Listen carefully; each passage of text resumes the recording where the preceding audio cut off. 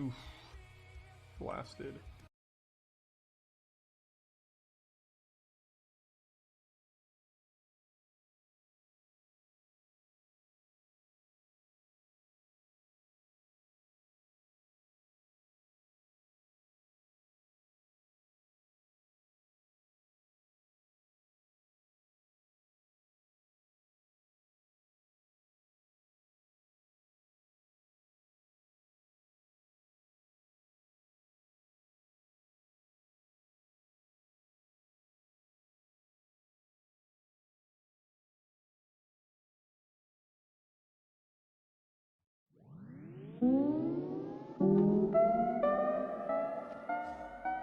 Throughout history, our biggest leaps in technology have occurred as a result of new materials becoming available.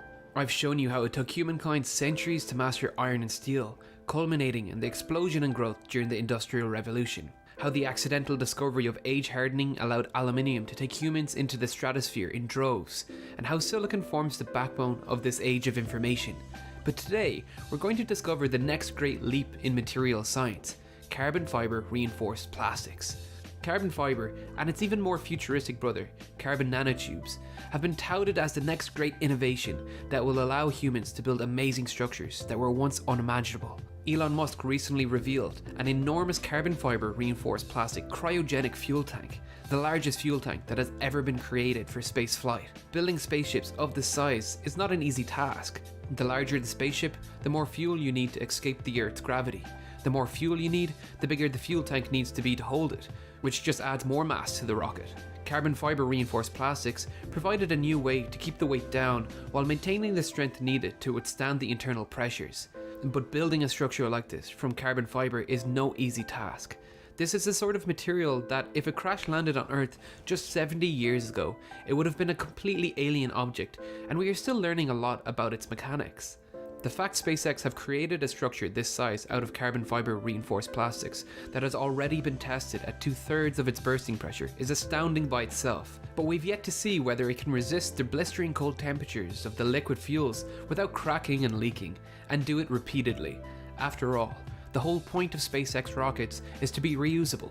Building a cryotank out of composite materials is without a doubt the most difficult part of building a spaceship of this size. Don't believe me? Listen to the man himself say it. This is really the hardest part of the spaceship. The other pieces are we have a pretty good handle on, but this was the trickiest one, so we wanted to tackle it first. Nevertheless, the material will be pivotal in reducing the weight of our craft enough to escape the gravity prison that has kept humans as a single planet species.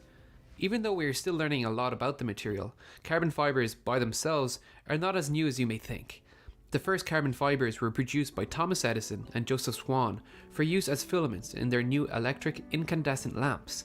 The carbon fibers they created were produced by carbonizing plant threads like cotton, wood, and bamboo. This material did not have the tensile strength of today's carbon fibers, but they allowed Edison and Swan to replace the expensive platinum filaments being used earlier. The carbon bamboo filaments Edison developed lasted up to 1,200 hours, and they were the norm for 10 years until tungsten filaments replaced them. Not much thought was put into carbon fiber as a structural material until the late 1950s, when the Union Carbide Corporation, a company that manufactured light bulb filaments, began investigating replacements for tungsten filaments. They started using rayon, an artificial cellulose-based material, popular as a cheap alternative to silk and cotton as the base ingredient for carbon fibers.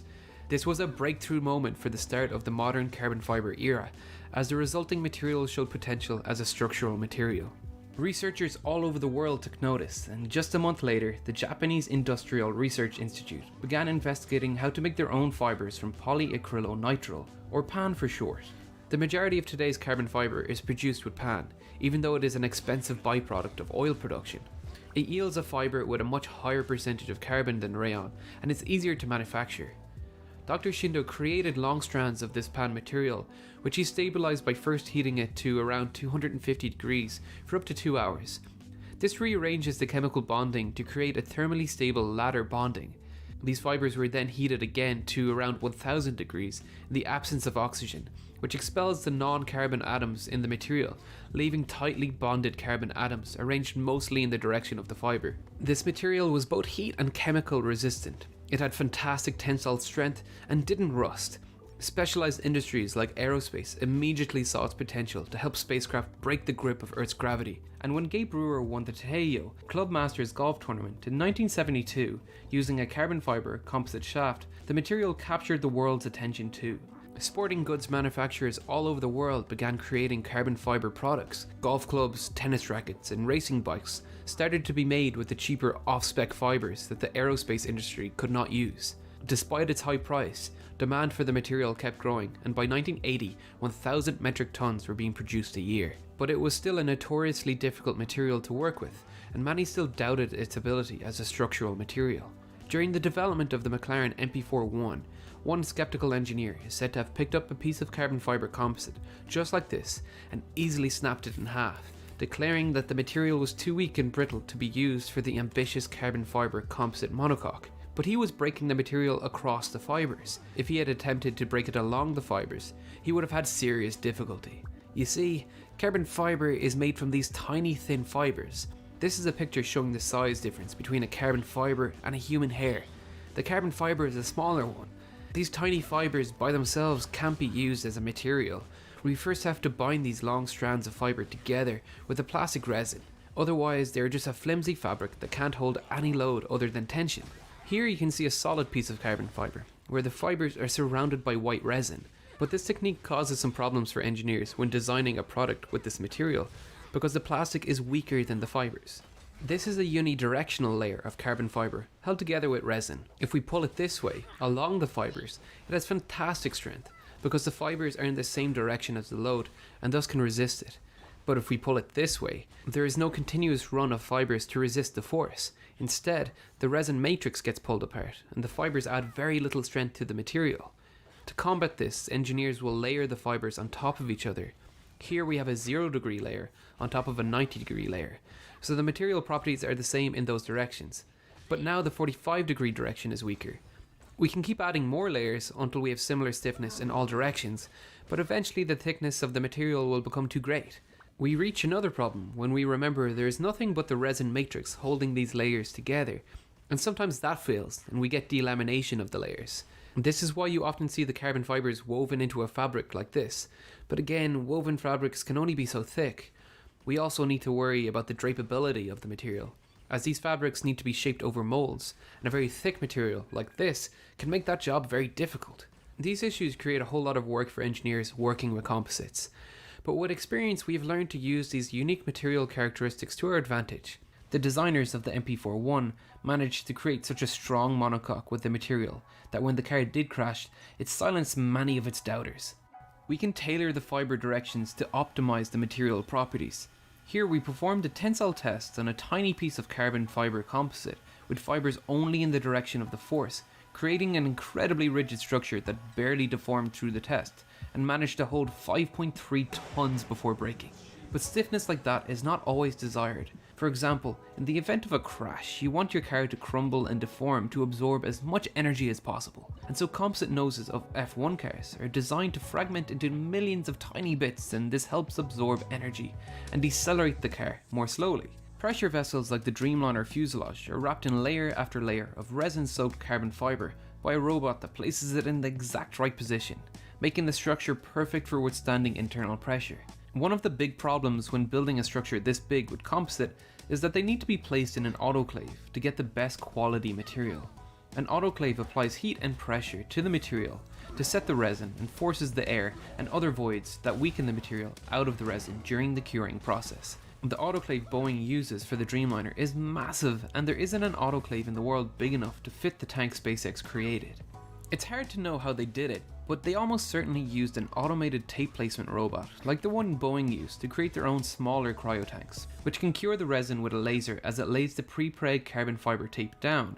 But it's very hard to create quality parts with this method, as the pressure of the autoclave is essential for removing voids in the resin. And this is such a huge concern for composite manufacturers that parts are often scanned with ultrasound technology to check that the resin has cured with a tolerable amount of microvoids. This machine sends ultrasound into the part through a jet of water and detects the voids in the material. These voids are an even bigger concern for this application, because the biggest problem for the material is cryogenic fuel leaking through microcracks and voids. Looking at the outside of the tank, I would say with a fair bit of certainty that the tank was made in two halves that could fit in an autoclave, and was then riveted and welded together, which I would imagine will be removed for the final version, as this just creates weakness in the structure. But this is all guesswork. Breaking news! Yeah! So while I was making this video, pictures were posted to the SpaceX subreddit by user DeathCogUnit, showing the remains of the cryotank after being tested. It failed exactly where I said it was going to fail, but SpaceX have yet to make a formal announcement about the results of this new test. This does not mean failure of the project.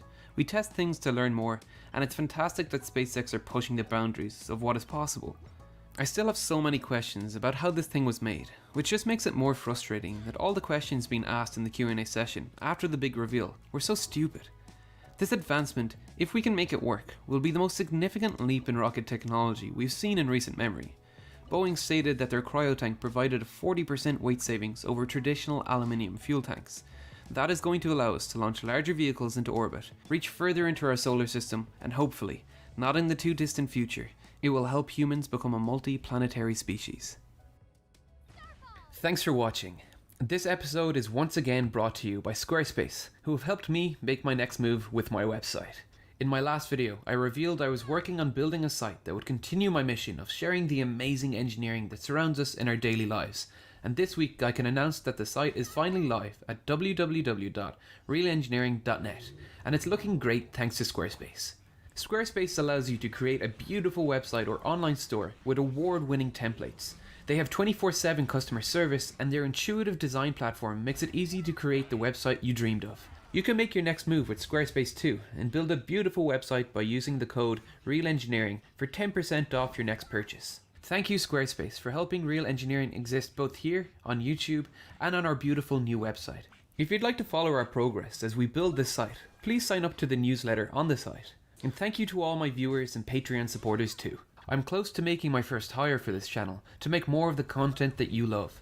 If you'd like to support Real Engineering, please consider supporting us on Patreon, or maybe even buy the new Real Engineering t-shirt, which is available as a $20 reward on Patreon or over on dftba.com. If you'd like to see more from me, the links for my Patreon, Facebook, Twitter, and Instagram accounts are in the description.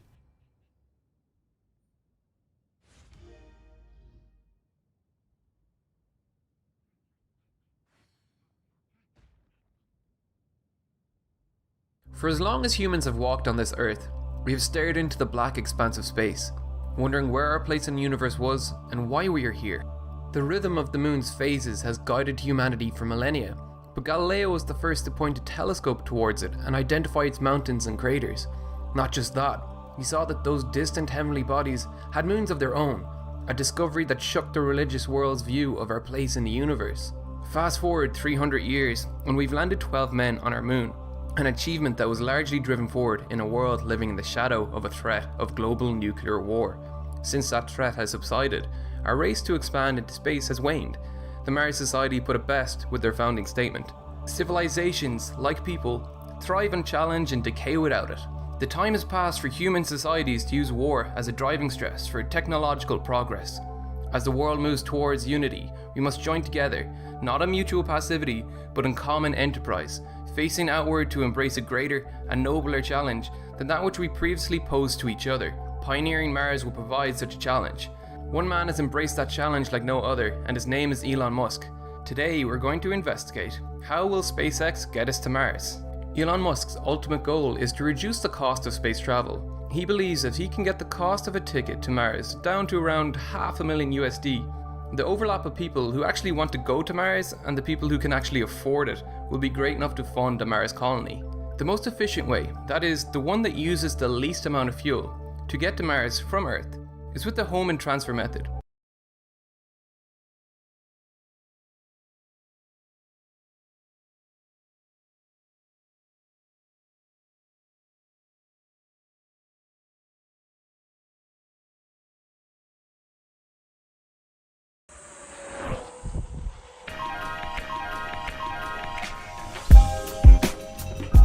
This will be a complete in-depth review of the Veteran Sherman. This is spec'd out to be the fastest wheel that's ever been made. It has the biggest battery capacity with the longest range. I'd like to thank eWheels and eRides for sponsoring this video. They're reputable distributors of these wheels where you can order and pre-order any of these wheels. Now, let's take a close look at this guy. The veteran team has secretly been working on the Sherman for almost a year, but only recently announced its existence. Inside, there's a 3200 watt-hour battery powering a 2500 watt motor. This can take you up to speeds of 45 miles per hour with a max range of 130 miles. Somehow, they managed to double the battery capacity while still having a fairly slim design. The tire is almost 20 inches in diameter, but it's only about a half inch bigger than the other 18-inch tires I've seen. The pedals are long, skinny, and covered in the grippiest grip tape I've seen on any wheel. There's a steel roll cage that goes all the way up to the top, where you'll find a bright 18-watt headlight. And on the back, just above the brake light, there's dual charging ports which can fully recharge the wheel in about 4 hours. And on the top, there's a retractable trolley handle for your convenience.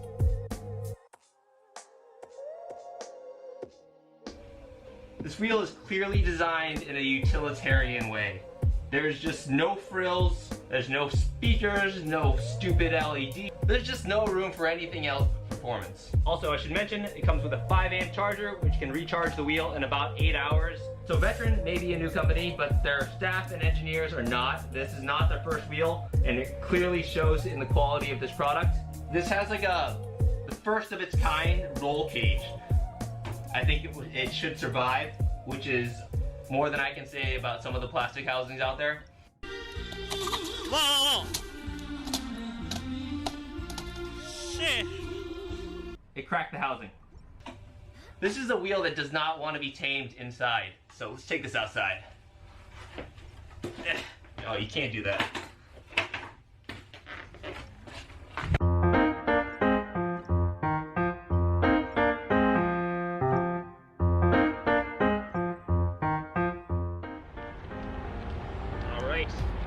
Time to do some acceleration tests. Back to the old stomping ground. I have essentially a full battery. The voltage is 99.8 volts right now.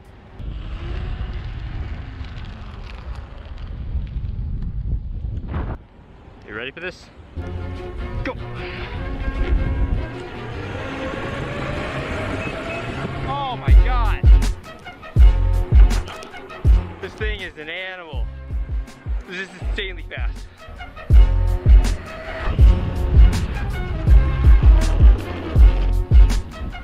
All right, let's do this again.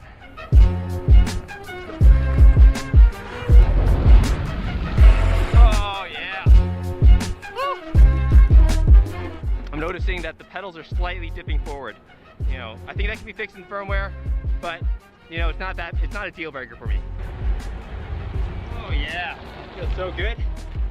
So I heard beeping before I hit the speed bump, which means one of two different things. It means either I overloaded it or I hit 45 miles an hour before that point. 3, 2, 1, go!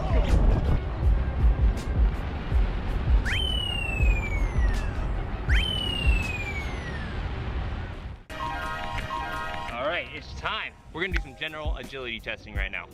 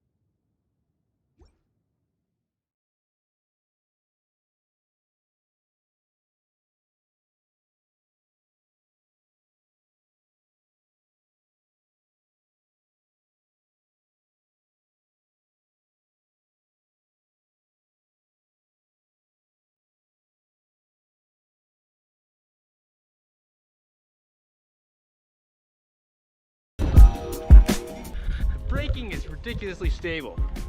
I'm not getting any wobbles. I don't understand how it can be so balanced and so easy to maneuver.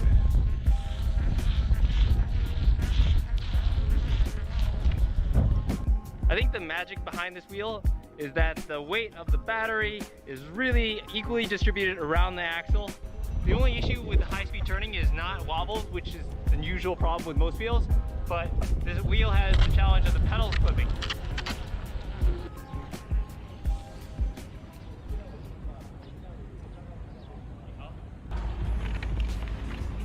All right, well, they're gonna kick me out over there. I'll talk over here about the amenities.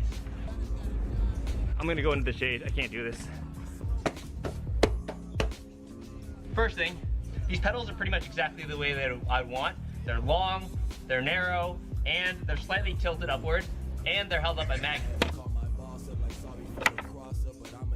Right now, there's not an app that goes with this, but you can do all of the stuff you need on this display. Using the display, you can reset the trip meter, set the pedal response, adjust the pedal angle, set the pedal tilting speed, alarm speed, backlight brightness, and calibrate the wheel. So while this thing was not designed for convenience, I'm really happy they decided to include a trolley handle, because carrying this thing is miserable, but having a trolley handle is so much better than not having a trolley handle, and it's about at the right height.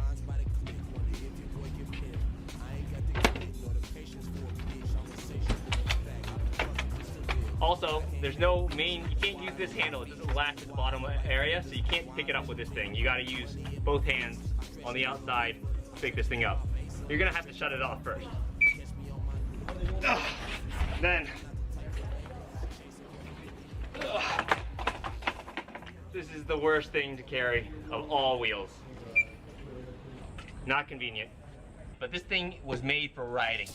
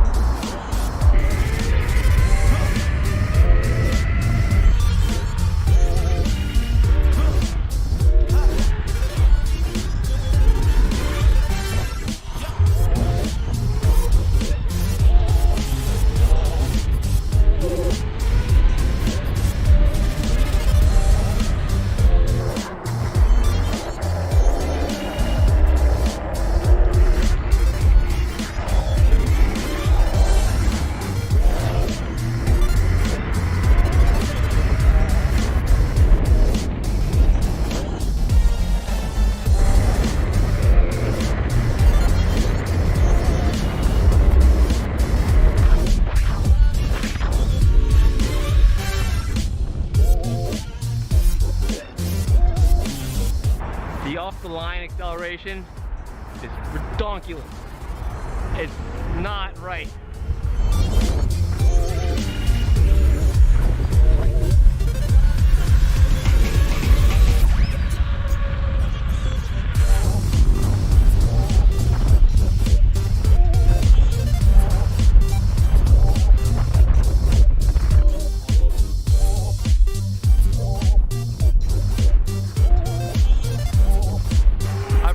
Felt so in control on the street. This thing has torque all the way up to 45 miles an hour. It's awesome. It almost feels like a jetpack. Woo! I can boost through everything. I'm in love with this wheel. Most of the time when I'm taking high speed turns, I'm not clipping my pedals, but it is in the back of my mind one of the concerns.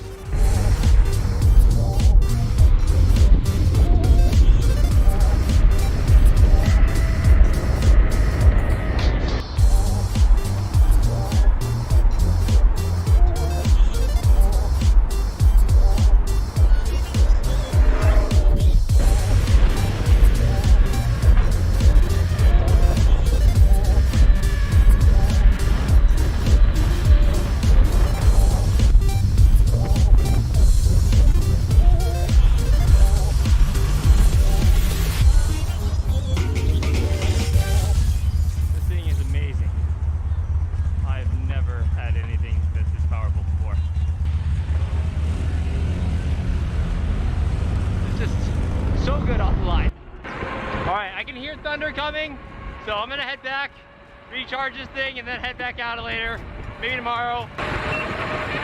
Oh, I just felt some raindrops. Oh, son of a bitch, I don't want to get stuck in the rain. After about 30% battery life droppage, I'm noticing the beeping is coming a little bit earlier. It happens around 40 miles an hour rather than like 43. All the rain is coming.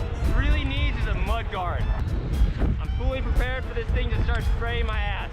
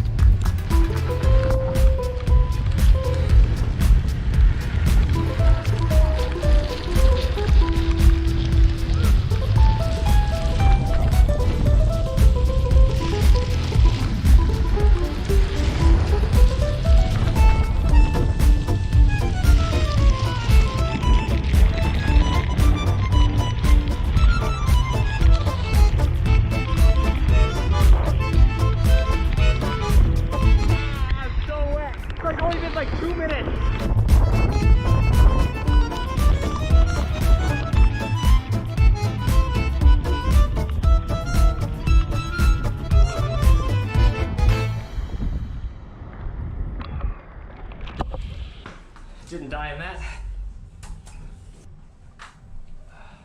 Look at me, I'm so soaked. Pretty sure this thing's waterproof.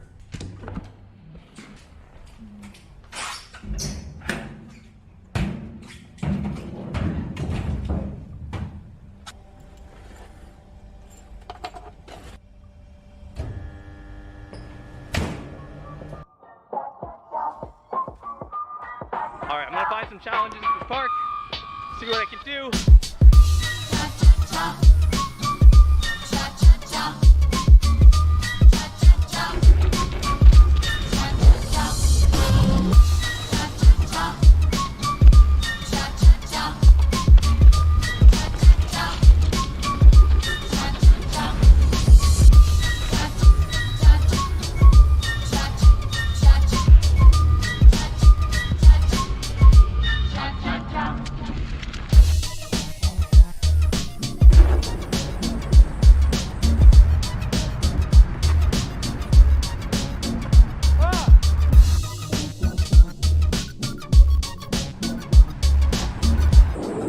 Very good control. It's just that the bumps start to wear on you a little bit because every time it hits a bump it gets thrown up and I have to deal with something that weighs half as much as I do. But still a good off-roader.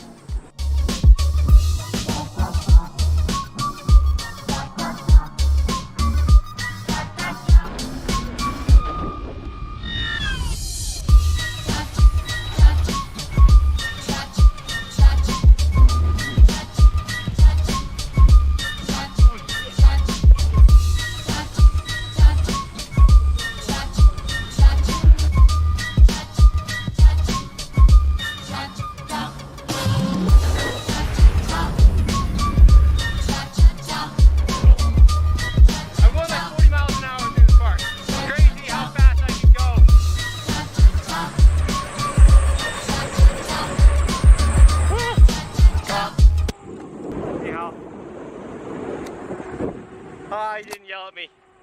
Yeah, go again. Yeah! Woo!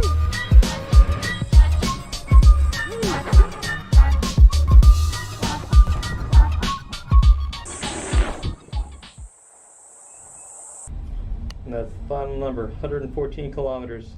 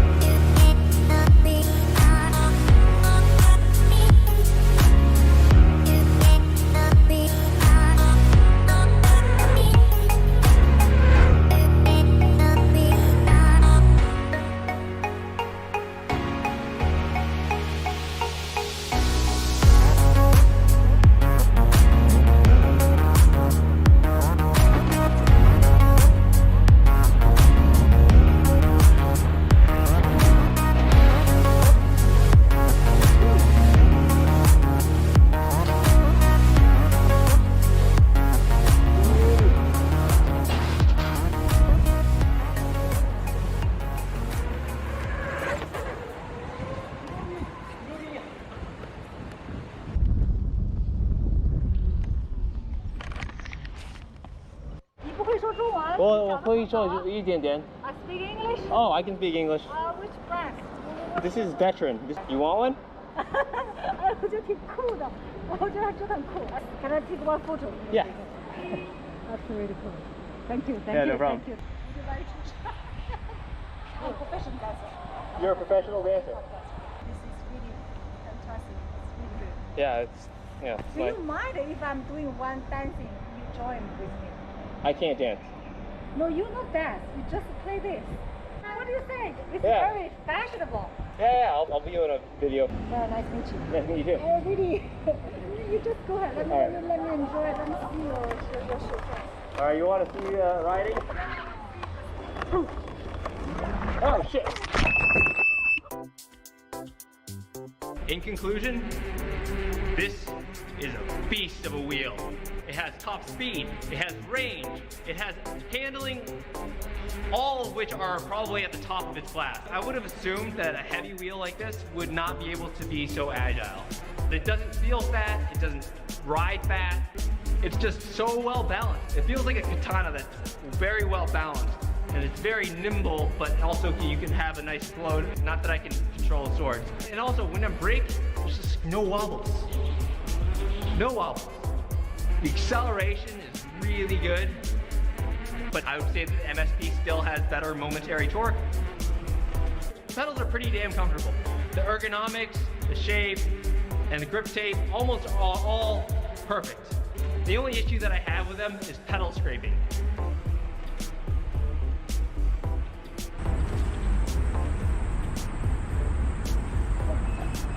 That might be something that they fixed in the second batch. So in terms of convenience, this is where the Veteran does not do so well. There's no spin kill button, there's no main central handle, but it does come with a trolley handle, which is nice. While the knobby tire does give you better traction off-roading, this is not really gonna be my off-roading wheel. It's just a little bit too heavy. It's really optimized for the street, and I don't know why they put a knobby tire on. One of the things I'm gonna change is the tire. I find it a little noisy. I have basically the same tire on the MSP, and it rides like shit on the street. And that makes me think that if I switch out this tire with a street tire, it's gonna even be crazier on the street. So freaking good at high speeds. So this thing starts beeping around 70 kilometers an hour, which is about 44 miles an hour. And basically, I would say that that is the top speed. I wouldn't really push it beyond that point. I think it's dangerous. When I'm riding at 45 miles an hour, it's really comfortable. I have this false sense of comfort because it's so controllable that if something unexpected happens, like that, you are going to seriously get hurt or maybe even killed. So do not wear protection. Wear knee pads, elbow pads, a full face helmet, wrist guards, everything that I'm not doing right now. We don't need more lawmakers to have a reason to ban these things. So gear up and don't hurt yourself. If you ride like a normal person, you probably can get over 100 miles of range on this thing. If you ride at the top speed, you're probably looking between 50 and 70 miles. So at the end of the day, the Veteran Sherman is a beast on the street with like no frills and no convenience. I would say that more or less this wheel does not feel heavy unless you have to pick it up or go over repeated bumps. While it's still pretty comfortable to ride, it's not as cushy as the wheels with suspension. After this, my next video I'm going to be working on is the InMotion V11 versus the Kingsong S18, both of which have had suspension upgrades. Because this thing is so heavy and it goes so fast, I would not recommend this wheel for beginners. I can totally see all the extreme street riders gravitating to this wheel just because it has exceptional street performance. I'm really happy with this wheel. This is Veteran's first wheel, and I'm excited to see what they're gonna come up with next because this is phenomenal. And if you're looking to get this wheel, I'll leave links down below at eWheels and eRides where you can check it out. Ready?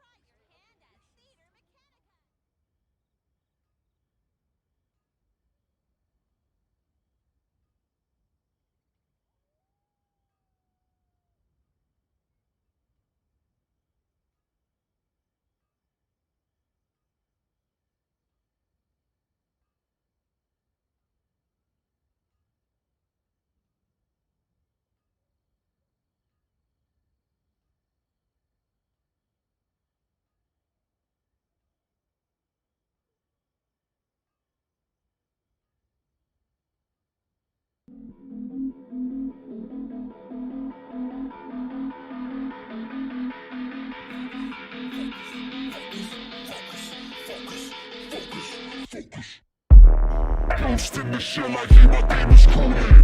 Speaking with the reaper, seems I play my calling. I remember seeking, yet you left me falling. Screaming on the floor, the silence deafens, yet I'm hearing talking. I'm talking with these entities that really seem to listen. Not some phony effigy of freedom, just a sheep of wisdom. See where we're from, there's many men jaded, now indoctrinated. Telling me how I'm worthless, born in sin, and how I must. I'm done now, unchained I see that path, no veil I step with the purpose, living my true life, free from the page I stay I'm focused, I'm focused, I'm focused, I'm focused. Your fate to black, child, your time has come.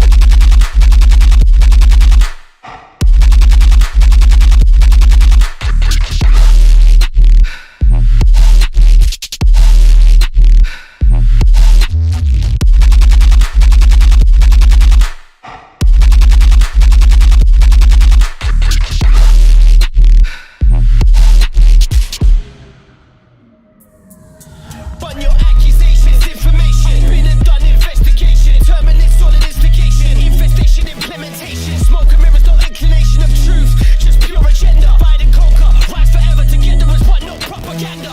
I'm done now, unchained I see that path, no veil I step with the purpose, living my true life, free from the page I stay I'm focused, I'm focused, I'm focused, I'm focused. Your fate to black, child, your time has come.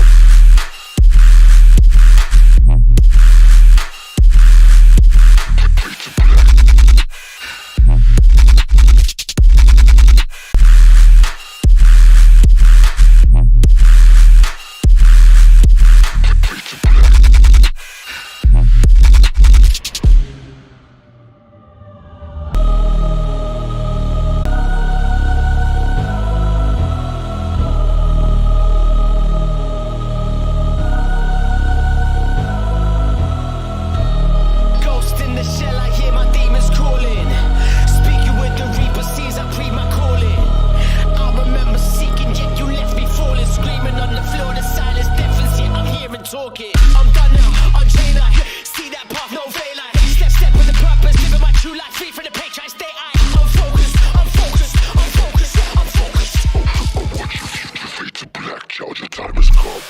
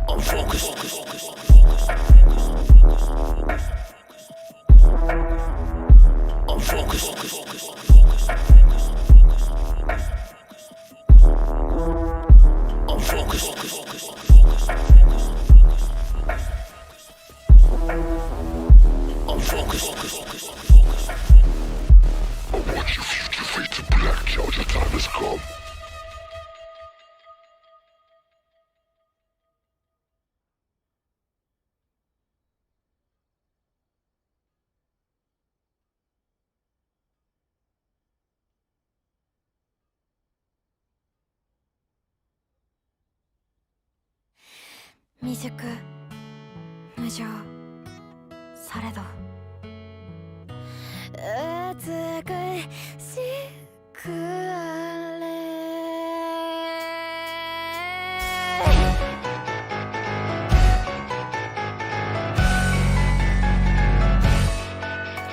のデスティニーふさわしくないこんなんじゃきっと物足りないくらい語っとけばうまくいく物金愛こともう自己顕示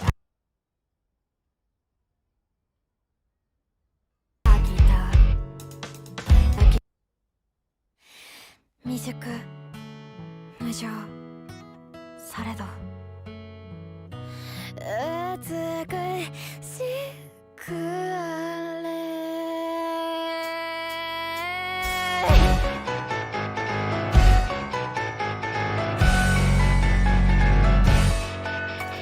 のデスティニーふさわしくないこんなんじゃきっと物足りないくらい語っとけば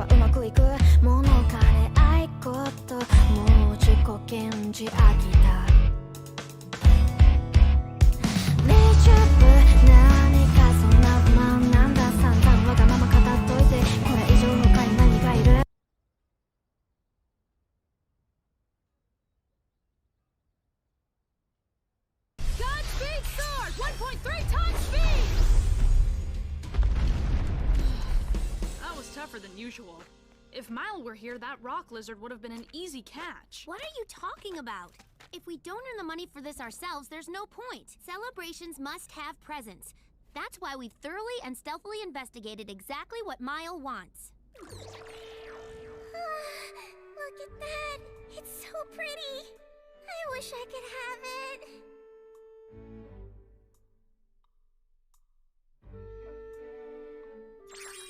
True, but I'm kind of surprised she'd gush over an expensive trinket like that. It's way over our proposed budget. Her liking it probably just means she's like a lot of other girls that way. Might be the only normal thing about her. All right, let's move on to the next quest. We're gonna earn a ton and surprise Maya with a party and a present. So, Reina, about work today. Sorry, I've got other plans today too. Bye! How about you, Pauline? Sorry, Mile. I'm booked today as well. Oh, that's right, and I've got overdue maintenance on my sword. What are you talking about, Mavis? You just did sword stuff yesterday. You know how it is. Busy, busy. Something's weird. What's going on? Last minute business, mysterious things to take care of, endless sword maintenance. It just feels like everyone's been going off on their own lately. Do they not need me anymore? Am I going back to being all alone? Well, if it bothers you that much, why don't you just take a look into what they're doing? You could use your detection magic. Oh, right. For my devil ears, hear all. But I can't do that. Spying on them would be a violation of their privacy. Yeah, you're very honest in these situations. You don't have the faintest clue as to what might be going on? A reason they might be leaving you out? Not even the foggiest. Wait, could it be...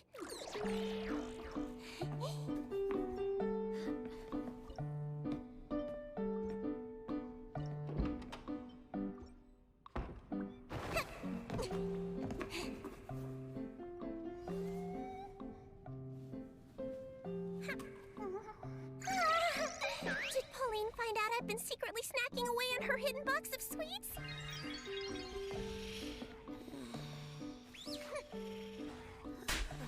Got it. Whoops, not time to wake up yet. There's no clear winner yet. Or maybe Reina realized I've been measuring her chest while she's sleeping and then breathing a sigh of relief that we're still neck and neck.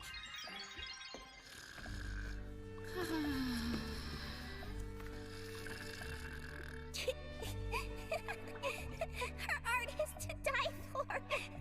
Maybe Mavis knows I've been secretly reading her picture diary. You're quite guilty of a number of shady things, aren't you, Mile? What do I do? At this rate, they're liable to... Don't hit the face. Go for the body instead. You got it, boss. Hey, you. What are you looking at? Think you're better than us or something? No, of course not. And I haven't done anything. It seems like you're just angry at me for no reason at all. Oh, I just need to jump, right? Here! Now do you believe me? I don't have any money. We haven't liked you since day one. Walking around like you're an honor student or something. You think you're so hot just because you're the only one who's had a previous life? Don't get cocky. Let's go. Why is all this happening to me? It's so traumatic. No one can see my face for all the tears. Wow, what a handful. If you don't want to spy, then why not just go ask them directly?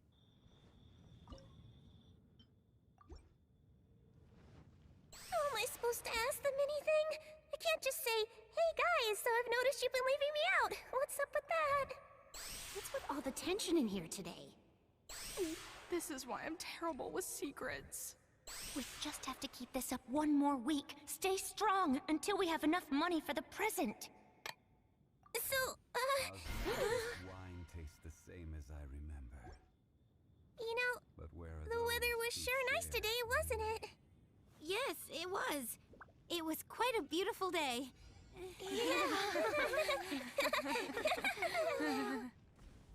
Thank you for your patronage, sir. Hope you come to see us again soon. Ah! Lenny, you gotta help me. Have you heard Reina or the other girls mention anything about me? You mean, did they talk to me about you or anything? Well, yes. If you tell me, I promise I won't say anything. You can totally trust me. Complaints, name calling, anything, whatever it is, I'm ready for it. Please? Oh, you mean something bad? I haven't heard anything. What should I do? The girls made me swear not to say anything to Mile about what they're doing, no matter how many times she asked. Do you not want to tell me to spare my feelings? Don't worry, I can absolutely handle it. Despite how I look, I'm emotionally strong. That's a lie. She flies off the handle about almost everything. Come on, let me have it. What are you saying? I wouldn't hide anything from you, Mile. It's just that there's nothing to tell you, really, that's all. Well, I'll just be going then. Buddy, you and I were friends even before I went to hunter school, right? And I was the one who suggested that we make this place our base of operations after graduation. It was me who taught everyone how to behave while working in a maid cafe. And what about the baths? We could have just moved to a different inn, but it was yours truly who convinced everyone that we should build baths here at this inn using our earnings from working as the Crimson Vow. And that was hard. You have no idea how opinionated Pauline is about using money. I'm sorry, I'm busy with work. Have a nice day! Even money is against me. What are you doing? You know, you're really starting to lose it. Hold on, could it be? I'm Lenny, the newest member of the Crimson Vow. I'm still a novice hunter, but I hope you'll support me and give me a chance. There you have it. And for everything you did, thanks, Mile. Huh? Starting today, you're average, just like you've always wanted.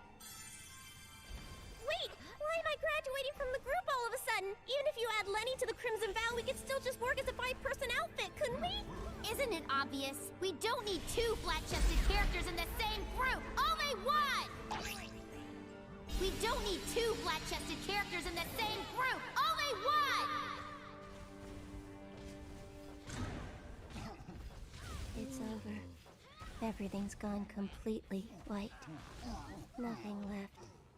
Only white ash. Hey there, old man. You've really lost it. These gloves help get them off. You aren't wearing any gloves. Is Yoko here? These are for you. Take them. I want you to have them. Who are you talking to?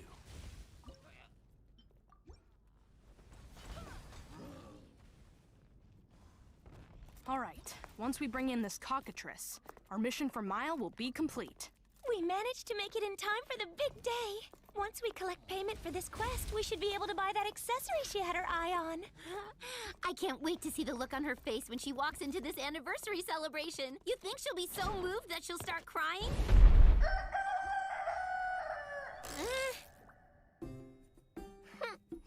Fine then. If that's the way they want to play, then whatever. I'll just do things on my own. How do you like that, huh? I made each of your Nendo Noroids super ugly. You get it now, do ya? Huh? Huh? This is awful. What am I doing? I was wondering the same thing. If it bothers you that much, instead of fleeing from reality, why don't you just go talk to them and sort this out? I told you I can't ask them about this. Why? I don't get it. Because I'm scared. What if I ask only to find out that Reina and the others really don't need me? What if they're out there right now having fun, just the 3 of them? What do I do?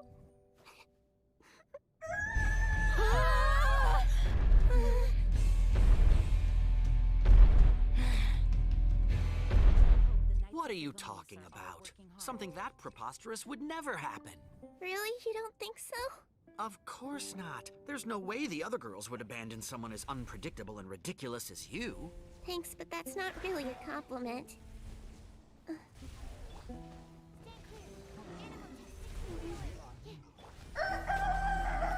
We've come too far to be defeated now. Of course we won't. We need to bring this bird down and collect the quest money for the gift budget. We're doing this for you, Mile. What's going on?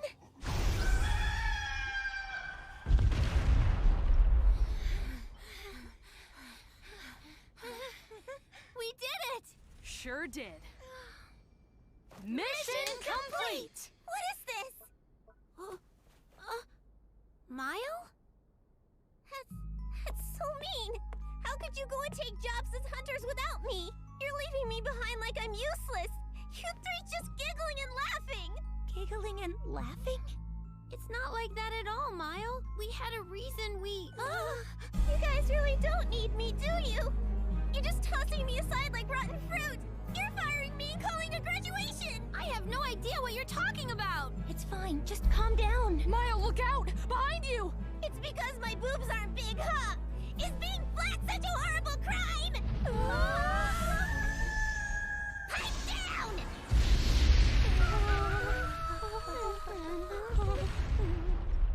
I trusted each and every one of you. What about me? I'm part of the Crimson Vow too, aren't I? Oh no, we've gone and made her cry. I was hoping she would cry, but this isn't how I pictured it at all.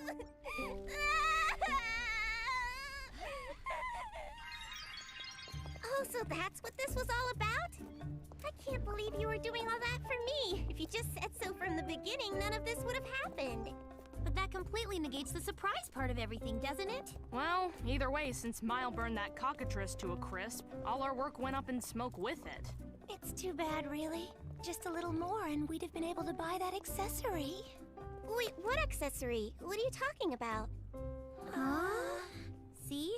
That one right there. That's the one you wanted, right? That's why we took secret quests, to earn money. As I'm sure you're aware, that's quite a costly item. Hold on, you've got it all wrong. That big honkin' thing isn't my taste at all. Hey, look at me, I'm ridiculously rich. What? Really? No way! I was looking at something else in there.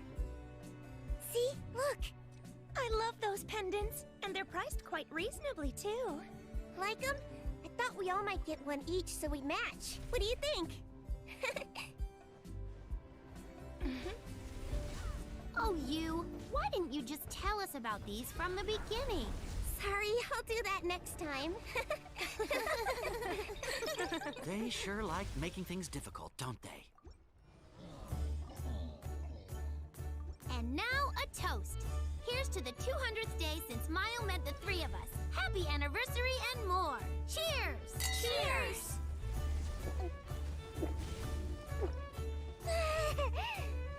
Wow, this is really nice. We worked really hard today and went all out. Don't hold back on the food, okay? You can eat as much as you want. After all, today's a special day for all of you. Thank you so much, Lenny. Hey, when you think about it, not only is it the anniversary of Mile meeting the three of us, it's also the anniversary of all four of us meeting. None of us knew each other. Why bother pointing out something so obvious? I don't know. Somehow I just hadn't realized that. I got so caught up in Reina's enthusiasm about throwing a celebration for Mile. Well, I can understand that. I got caught up too. What are you talking about? You were just as excited about this party as I was. Reina! Huh? This entire celebration for me is all thanks to you, isn't it? You're the best! Wait! Mile, cut it out! I'm so happy for you, Reina. She's crying with joy, just as you hoped she would. Okay, that's enough. I get it. But I gotta say, I was really anxious there for a sec. I thought that maybe Reina had realized I'd been measuring her chest in the middle of the night. What? I was just so worried that for one reason or another you all hated me now. Like maybe because I steal the snacks Pauline's got hidden away. Huh? Or maybe because Mavis had found out I read her picture diary at night. But I'm so glad it was all just a misunderstanding. This is what they mean when they say, adversity builds character. I mean, who'd have thought that Pauline, who's so on the ball about money, wouldn't notice that her secret stash of cookies was dwindling? It's a weakness I didn't expect out of her. Dad, Mom, hold up on the food. Something's going on. Things are about to get very ugly here, I'm afraid. So, anything else? Keep going. Perhaps you'd like to tell us in full detail. Looks like tonight's gonna be a long one. Huh? Mile! I'm so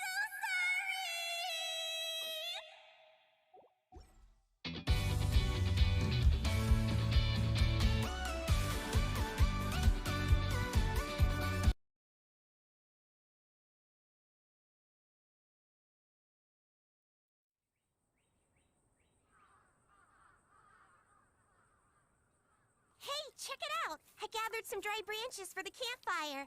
Good job. Thanks for that. Glad you're back safe and sound. Perfect timing. We just finished setting everything up. Huh?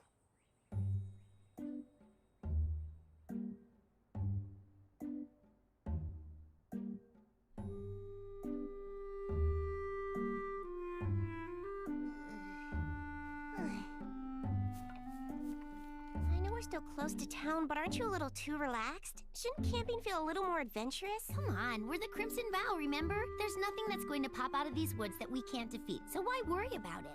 And even if something did try, they'd never be able to take us by surprise with that surge magic of yours. It's true. With you here, we have nothing in the world to fear. It's getting kind of cold, don't you think? Hey, Mile, mind grabbing me a blanket? Oh, can I have one too? I'd like one as well, please.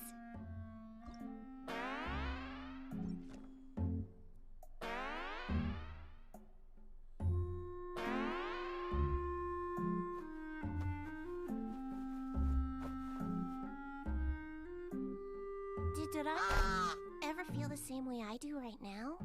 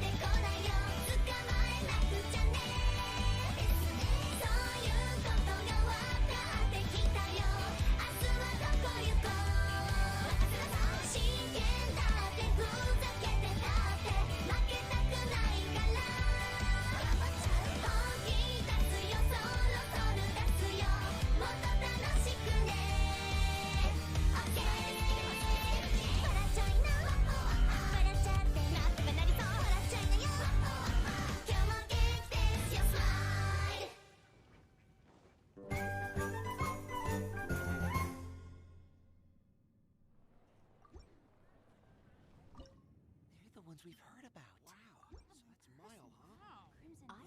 Recently took down a wife. Is it just me, or are we the center of attention here for some reason? Oh, you mean you're just now noticing that? I'll admit it's a recent occurrence, but as far as the guild is concerned, we're the talk of the town. What? And why is that? Well, there's a certain party who's been doing far better than expected for a bunch of rookies, and to top it all off, they've successfully taken down a wyvern. That's why. Ah, I see.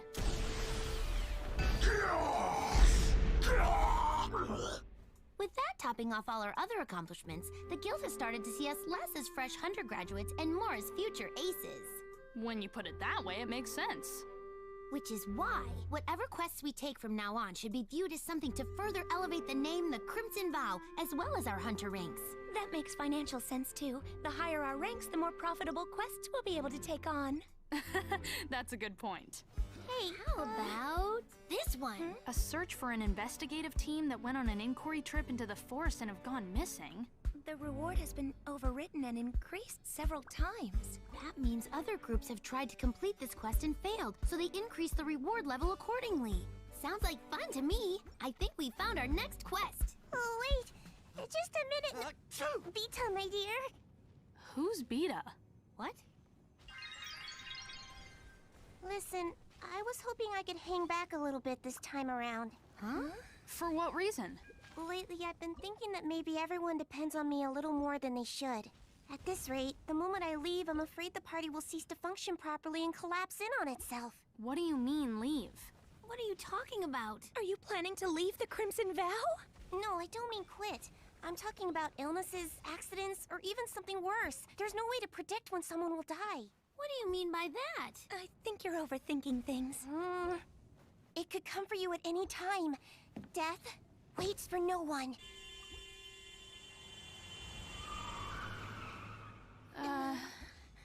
Well, that aside, I think you're right. Maybe we have been relying on you too much. Hanging back a little bit is probably for the best. Then with that in mind, please keep everything under advisement when you decide what quest you want to take. Well, it might make things a little tougher under those guidelines. You are right about that. Maybe we should consider a different quest. No, we're taking that one. What? If we back down now, we're pretty much admitting that we can't do anything without you, aren't we? She's right. No, I didn't mean it like that. I was just saying... We'll take it! We'll take it! If that's what you want.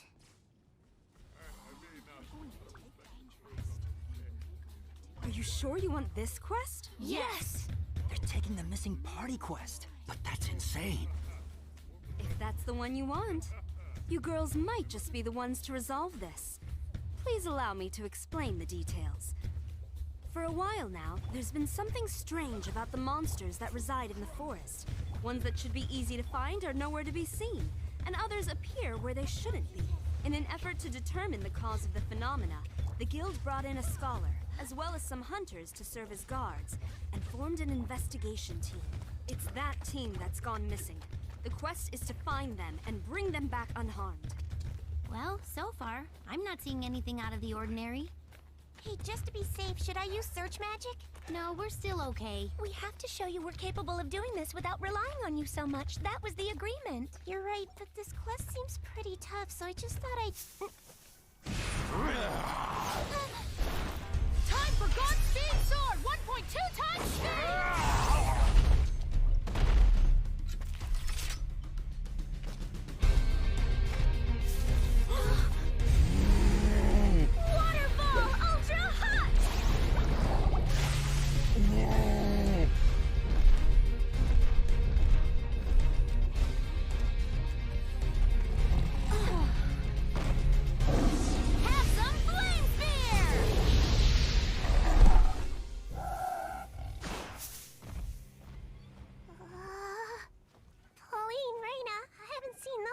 Before. When did you learn to use that new magic?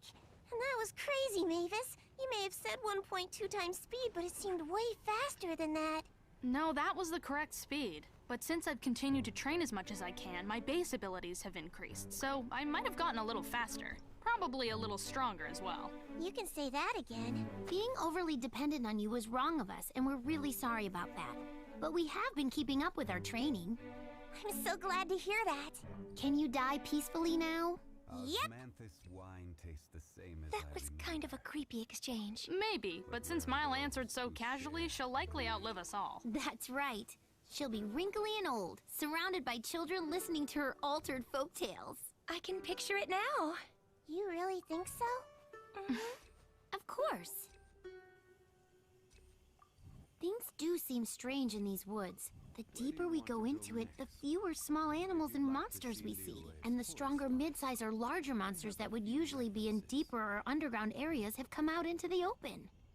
That leads us to one conclusion. Something caused their territories to switch around. Is that it? Yes. Either a powerful creature has appeared or a creature's incursion is behind the sudden change in habitat. It could be that a monster or an earth dragon or maybe even a Fenrir class has appeared. Keep an eye out, okay? Looks like it got away. I thought I'd be able to hit it. The fact that it was able to dodge a surprise attack like that means it's highly intelligent and has very good reflexes. So, in addition to being one of those higher-level monsters that Mile was mentioning earlier, it also seems to be a skilled observer. It might be difficult for us to handle this one on our own. I think we should head back for now and return with a large-scale search party. Hold up. Would you mind if we searched a little longer? The investigation team is lost out there somewhere, and this is a dangerous situation. The sooner we find them, the better. And in a worst-case scenario, if I go all out and don't hold back, I think I'd be able to fight an Earth Dragon or a Fenrir-class monster. You might be right about that, but it's still risky. All right, listen up. Change of plans then. Starting now, we let Mile help in whatever way she can. Right. And we'll do everything we can without holding back as well. Right. There aren't any creatures in the area that are likely to attack. That's for sure. I don't hear any kind of animal noise at all. No woodland creatures, no monsters. The only thing around here is plant life. Do you think that means we're getting closer and closer to whatever's causing this phenomenon in the forest? Hey, Mavis. Take these. What are they? Each of those vials contains something micro-sized, rendered in a liquid state that will help boost your strength of heart. I call this little concoction Micros. Hey there! It's been a while. Let me hop in and explain. What Mile can't tell them word for word is that each of these receptacles is packed full of us nanomachines. If Mavis, or anyone for that matter, chooses to drink it, we will be able to enhance their body as if they were leveled up by a magical power. However, Once it's consumed, the potion takes a heavy toll on the body. I have to admit, after I made it, I hesitated over whether or not I should even give it to you. If it becomes necessary, please use it, but know that if you do, you can't take more than 1 vial at a time. Please, limit yourself to a dose a day. Understood. Enemies! About 300 meters ahead. I count 8 of them and they're headed straight for us. They're probably allies of whatever was spying on us yesterday. They seem human, but their speed is definitely inhuman. 200 meters. A melee fight would have us at a disadvantage. We should just keep walking as though we don't know they're coming, and when they spring their ambush, we'll launch a counterattack. They've split into 2 groups, so keep your eyes peeled and watch your backs. Earth Pillar! Water Spear! Stop right there! Beast people? What the hell? They're just a bunch of kids. Lay down your weapons and surrender. As long as you don't resist, you have my word that you won't be harmed. And be warned, there are more of us in hiding all around you. There's no escape. Let me give you a warning. As long as you don't resist, we won't kill you. Switch to Plan B. Toss away your weapons and lay down with your bellies up. Do it soon and we might even give them a rub. Are you trying to mess with us? Who do you think you are, little girl? I know you want to, but don't kill them. Go!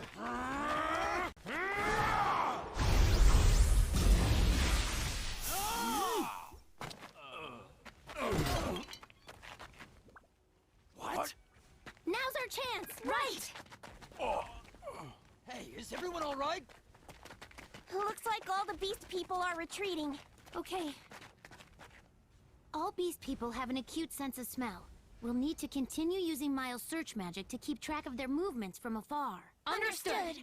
One of them said, I know you want to, but don't kill them, didn't he? Yes, he did. And their attacks dictated they wanted to disarm and capture us. That team we're looking for, do you think maybe they were captured by the same beast people? It is possible. Right. Let's go after them.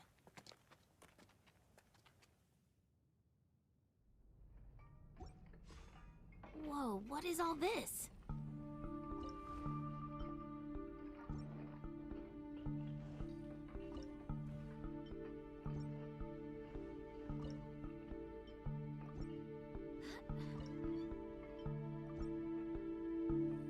Wouldn't have guessed chasing after those beast people would have led us to something like this. So what do we do? Stopping now and returning with the information that there are beast people out here doing something on a massive scale is probably the smart thing to do, considering their numbers and our lack of information. But the quest we agreed to take on was to search for the investigative team. Yes, that's true. And if that team is being held at this location somewhere and a large-scale military force moves in, then they could be used as hostages, or even killed as a warning to outsiders. Let's wait for nightfall and do some scouting.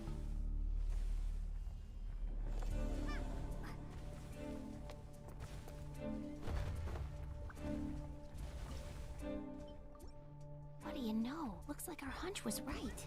So what now? I've got this. Just leave it to me.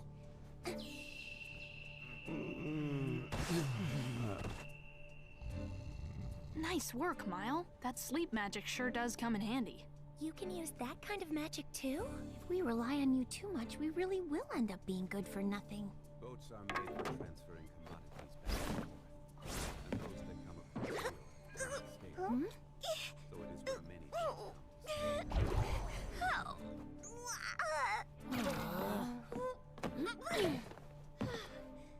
Sorry about that. Who are you? You're the investigation team, right? We're the hunters who have been charged with finding and rescuing you. But you're just a bunch of kids. Why'd you take on such a crazy quest? A hunter who got himself captured shouldn't be asking such questions. For now, let's get you out of here. Thank you, but please, rescue the professor too. Wait, you mean you're not the scholar of the party? I'm just her assistant. Yesterday, after the beast people discovered that she was a scholar, they took her to the ruins for some reason. By ruins, you mean those ancient buildings nearby, right? Is that what the beast people are doing here? Digging those things up? We should leave their objectives aside for the time being. First things first, we need to free the investigation team, and that includes the professor. That's crazy. You think you can take on the beast people? Their physical abilities are far greater than those of humans. There's no way kids like you could... Step away from the bars.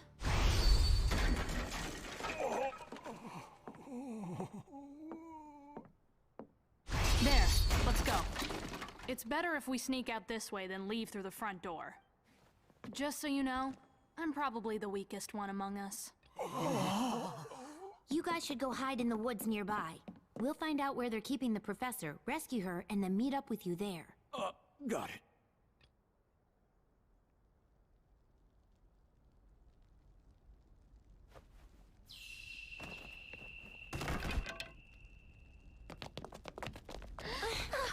What's this? Another group of humans? It's the girls from the woods! I thought you looked familiar. Has everyone healed up from the butt kicking we gave you? Keep your guards up this time. They aren't ordinary people. We've got no time to waste here, so let's go straight to Plan Z. Full power, full speed, incapacitate the enemy. Understood. That means it's finally time to give this stuff a try. Let's do this, Micross.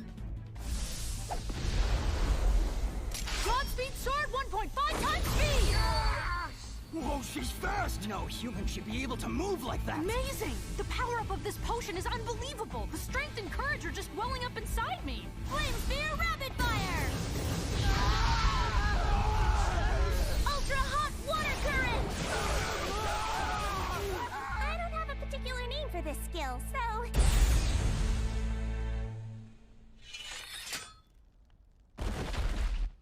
You guys brought the professor here, didn't you? Where is she? Deep in the ruins. But I suggest you stay away. And why is that? You won't come back alive. Wow, what a cliched threat. If that's what you think, then go ahead. Osmanthus wine tastes the same as I remember.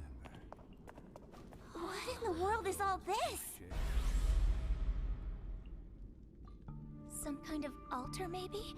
Are the beast people worshipping some ancient god? Look there, on the wall. There's writing and carvings. It's not in any language I'm familiar with. I don't recognize the drawings either. The images themselves are pretty fantastical to begin with, but seeing them spread out across the huge wall mural makes quite an impression. I've never seen anything like this in my life. Is it a world someone dreamed up? They aren't just imaginings. Hmm? Someone felt the need to set these images down for a record of another life they led. So after devoting a great amount of time and effort, they were able to create this. You're the professor, right? We accepted a quest from the guild to save you. What? A child? Are you alright? Yes, thank you. How were you guys able to make it this far inside? There were guards everywhere. Wait, don't tell me you... These beast people are cruel, locking up a child like this. I am not a child! You're humans, aren't you? In that case, I'm older than all of you combined. Huh? You're a dwarf? No, I'm an elf! Sorry about that, but you are the scholar, right? Indeed, I am. Kulalea. Salutations. Well, like my friend was saying, we accepted a quest from the guild to rescue you. Now that we have, let's get out of here. Well, I appreciate all the trouble you went through to help me. I'm afraid leaving just isn't possible. Huh? Nobody can escape from this place. It isn't the beast people who are running things down here. Oh.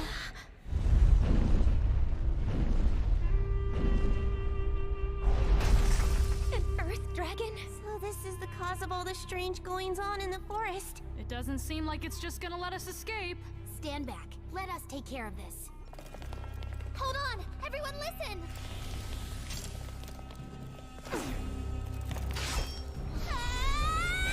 Godspeed sword, go! Now flame sphere! Water ball ultra hot! You're kidding. No way. What's going on here? Leave it to me. I've got this. Explosion magic! Shoot! What the? That's some impressive magic. For humans, anyway. It can talk? This creature is no ordinary earth dragon. It's the strongest monster in the world, an elder dragon. Mile, run for it!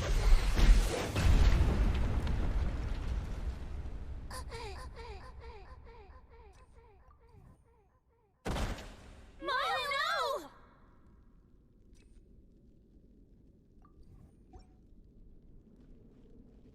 Is she... Say something! It could come for you at any time. Death waits for no one.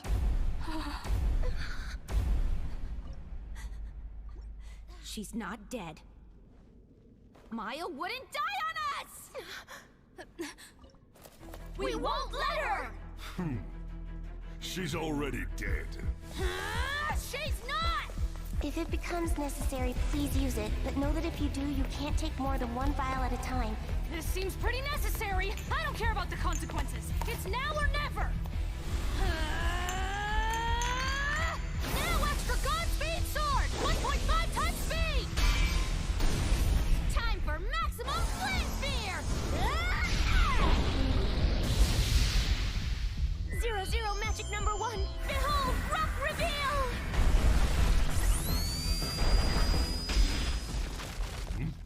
Impressive. You managed to scratch me. Congratulations are in order. How amusing.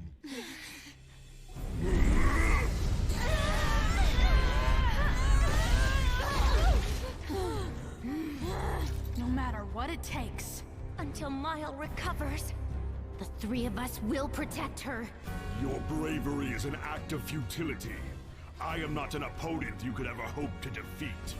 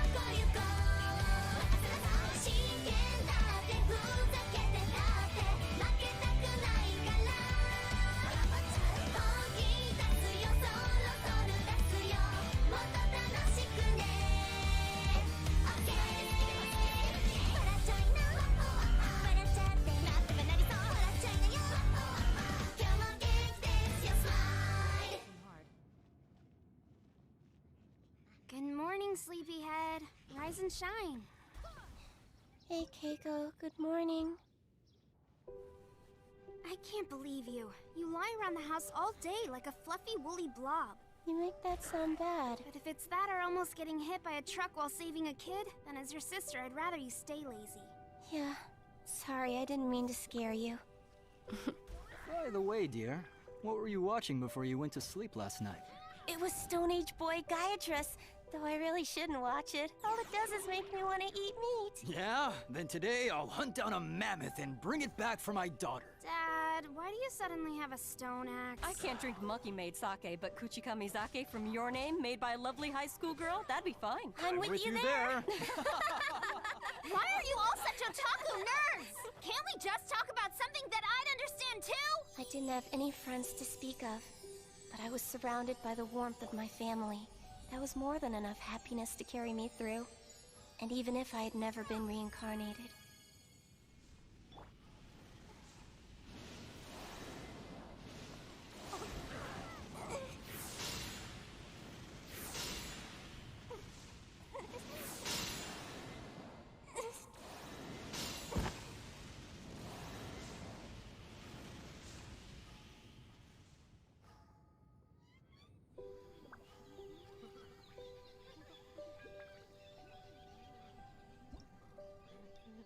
Hard to believe we graduate from Eklund Academy tomorrow. It happened so fast. Yeah, I guess 3 years isn't really that long, is it? Are you hearing this, Oriana? These two are talking like absolutely nothing has happened over the last 3 years. Apparently neither one of them has the faintest idea of how much they dragged us around. She might seem super bossy at first glance, but our Marcella is deeply compassionate and never hesitates to dive into trouble to help someone. And then there's Adele, her chief counselor, who comes up with the most terrible schemes. And then there's the two of us caught in their wake. How tragic. And before we knew it, we were known as the Wonder Four throughout the academy. Sob. Monica, Oriana, I'm so sorry. It was never my intention to do anything like that. We're only joking, silly. We're not from prestigious families, but that didn't matter. You were still our friends. We'll treasure every experience we had with you over these last 3 years. It was the adventure of a lifetime. Cut it out. Do you have to say such embarrassing things? But you're right about how special it was. Thank you, Adele. Meeting you, getting to know you, and becoming your friend is something that I will always take pride in. I don't know what to say, same here. And thanks to all of you, the disputes within Viscount Ascom's lands were resolved, and I was finally able to get vengeance for my mother and grandfather. Even long after graduation, we'll still be friends, won't we? Yes, of course! Though our paths may part, those happy days at school spent with my dearest friends will continue on in my memories, even if I had never put my life on the line. Or not. How much longer are these impossible dreams going to keep what's going on in reality at bay? When will it end? This is different. Nothing like this has happened since I reincarnated. Not one of my attacks did anything against that dragon. And that hit I took hurt so much. When I think there's a good chance I might die again, I just get so terrified. That's the reason you're not getting up? Come on, it's an elder dragon. It stands at the top as the most powerful being in this world. I'm only half of its level. Without more power, there's just no way I can defeat it. That's dumb. You're the one who specifically asked for average abilities in your next life, remember? And now you're all like, please, I need more power. Championship level dumb. She's right. There's not much point in standing up if that's what you think. Usually in the past, if I was in a life or death scenario and tried to get up, you'd say, no, stop! Don't do it, Mile! I beg you! I'm afraid you might actually die this time! While you tried to stop me, Schumann's Piano Concerto in A minor, Opus 54 would be playing. We don't need all this. Without that accident, I could have led a happy life, even without reincarnating. If I'd been smarter about handling my life, I could have stayed with the first friends I ever made forever. It's the same even now. People seem to think of me as a very capable person. But in the end, I'm not. As hard as I try, nothing ever works out right. That doesn't matter though, does it? Take this seriously! What would even be the point? I'm already done. Complaining now just puts me in a tough spot. Tell us, are you done as well? And not just as Adele von Ascom, but in your current life as Mile. I don't know. Do I even have a choice here? Maximum Flame Sphere! Even if the opponent's a powerful Elder Dragon, Mile would never die so easily! That's right! She's just being lazy again! So until she decides to wake up, we're going to have to protect her! Reina, Pauline, and Mavis, what are you doing? Listen up. Let's vow that as long as crimson blood runs through our veins, we will never betray our friends. Nothing will ever destroy our friendship. That oath we all swore. That's right. We are still bound as the Crimson Vow.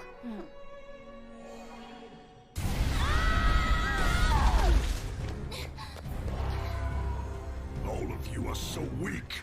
Why won't you just give up? What are you trying to accomplish here? A dragon controlling beast people and using them to excavate the ruins of ancient civilization? This is what happens when inferior creatures get cocky. I'm surprised you managed to inflict this much damage on me. Maybe I'll just go ahead and kill you like I did the first girl. Magic Seal!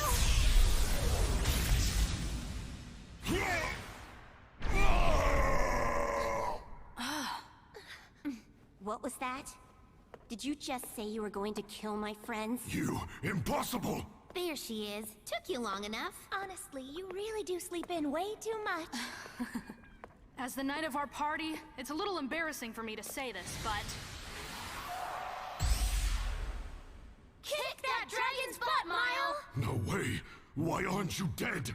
And the strength of your magic just now! What was that? There's only one reason why you're about to lose.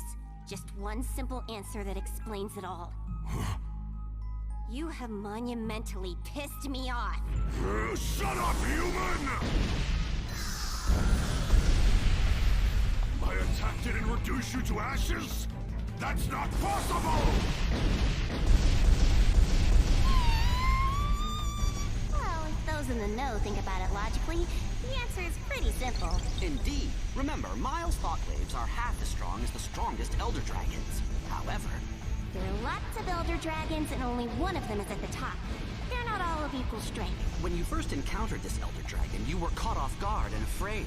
That caused a disruption in your brainwaves. The thought of your friends dying caused a rage that forced all that back into shape. And now, in your current focus state... There's no way I'm gonna lose. Why? Why doesn't it work?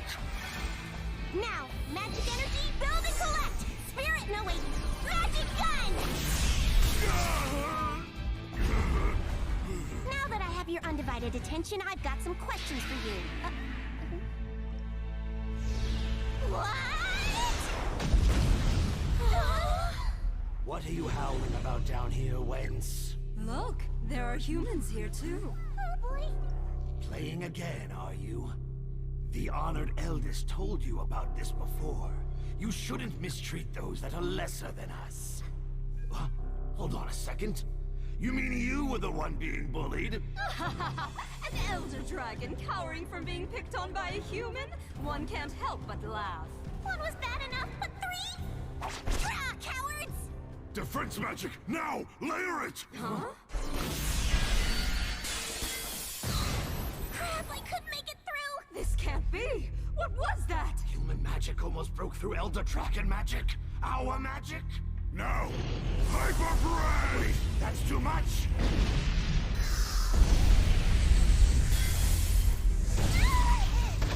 I'll know! She took that attack and can still stand? No way! What kind of human is she? No matter what happens, I won't let you hurt my friends! Let's do this, Nano. I need you to lend me your strength. Right. Magic energy. Collect! Nothing you try will work. We can take whatever sort of pathetic human magic you throw at us. Go! But how? That was only a human's fire lance spell. You seem to have the wrong impression here. That magic wasn't my fire lance spell. It was merely a low-level fireball. What? Actually, that was my fire lance. It was just more fun to let them think it wasn't. There was something different about that attack. It seemed stronger than usual. Have you forgotten how this process works, Mile? When nanomachines are given clear directions, the effectiveness of the magic used can increase by up to 3.27 times. Over 3 times stronger? Yeah, I like the sound of that. What's with this girl? Is she really even a human? I'd like to know the same thing. Excuse me! If you'd all just surrender and explain whatever's going on here to me, it'd really help a lot. Cease your prattling, human. Everyone, full strength! There may be 3 of you, but I don't stand here alone.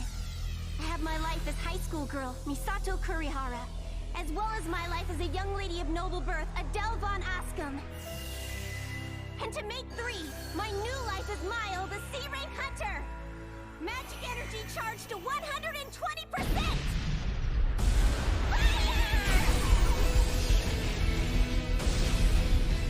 She blocked it! Impossible! Just what in the world are you? My name is Mile, and I'm with the Crimson Vow. I'm a normal girl just like you'd find anywhere! You're lying!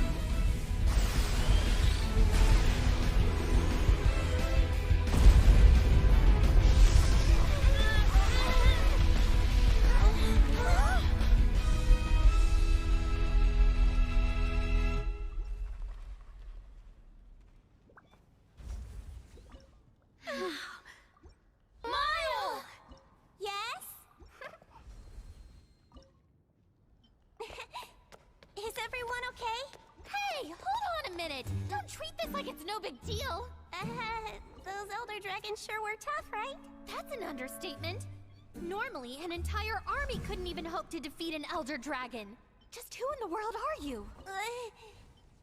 Right. This sort of reaction is normal. I mean, one girl single-handedly defeating 3 Elder Dragons. Even Rena and the others must be weirded out. Huh? What are you talking about? It should be obvious who Mile is. Huh? An awkward little washboard flat pipsqueak who seems grounded but is actually scatterbrained. Who considers herself to have common sense but is desperately lacking. What? So, how can this weird little girl you just described defeat Elder Dragons? That's pretty obvious too, isn't it? With secret family techniques. That's how.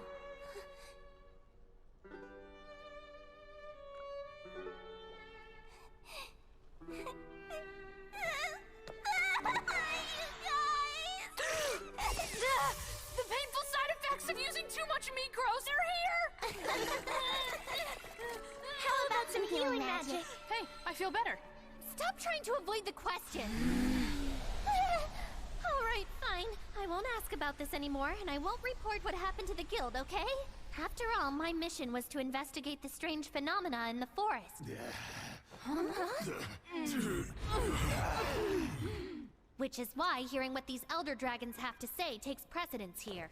Yeah, that's a good point. Would you be willing to answer our questions now? Or do the 3 of you want to go again? We are in search of the remnants of a lost civilization. A lost civilization? You mean the prehistoric one? Huh? A legendary country that's said to have prospered long, long ago. Its people weren't magic users. Even so, information on distant lands, the depths of the sea, the sky, even the stars, they controlled it all. There was no famine or war. It was even said to be the land of the gods. Wow. Yeah, I can see what you're saying. But how could such an advanced civilization crumble like that? That question is exactly why people doubt its existence. But if the Elder Dragons are searching for it, then that lends much more credibility to the theory. It would be too conspicuous for us to work out in the open. So we ordered the Beast People to search for ruins and artifacts from the lost civilization on our behalf. So then, is the place we're in now an actual remnant from that country? Unfortunately, it seems this place was a temple created by later worshippers of that lost empire. In other words, this site is a failure. Sorry to hear that. Therefore, we will leave these lands behind. That goes for the Beast People too. They will encroach upon this domain no longer. That should leave you with no difficulties, correct? Yes, that will suffice. But where are those who share? Thank you. I'm in your debt. No, we're in yours. You covered for us so well. We appreciate it. I have the distinct feeling that our paths will cross again someday. Until then. We heard all about it. Huh? As long as the Crimson Vow is around, the guild and the Kingdom of Tills are completely safe. That's right. Just leave it to us. We're back!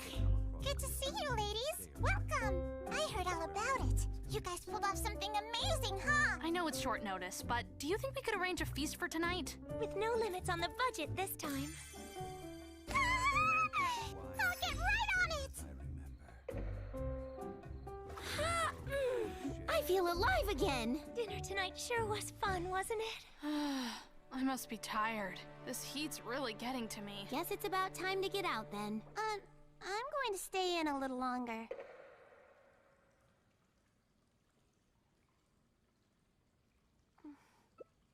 Yes, that will suffice.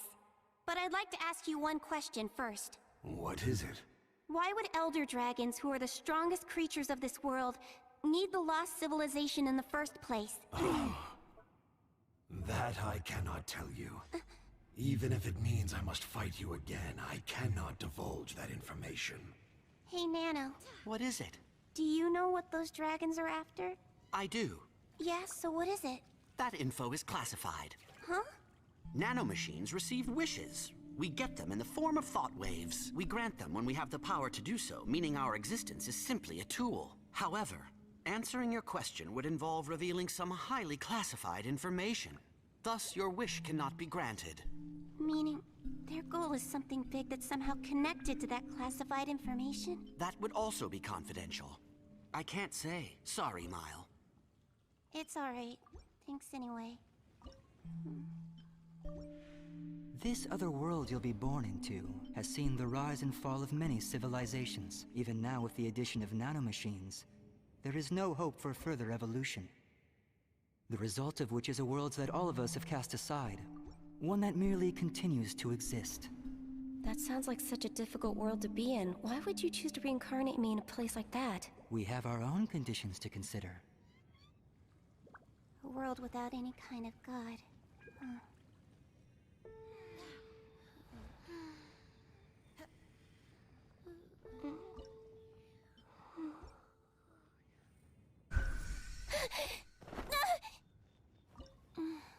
What is it? Something wrong? Sorry, didn't mean to wake you. Just had a weird dream, that's all. Really?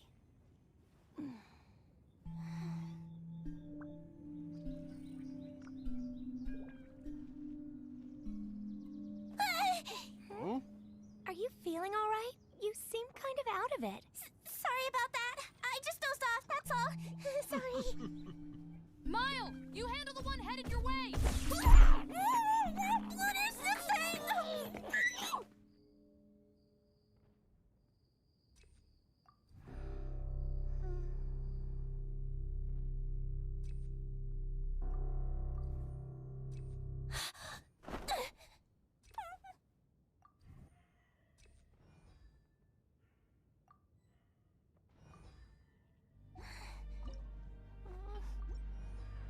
I want to talk to them about these things.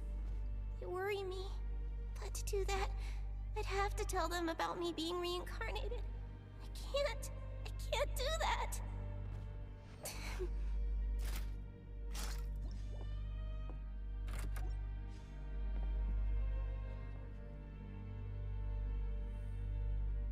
Thank you for all you've done for me. Take care of yourselves, okay? Onwards. We have work to do.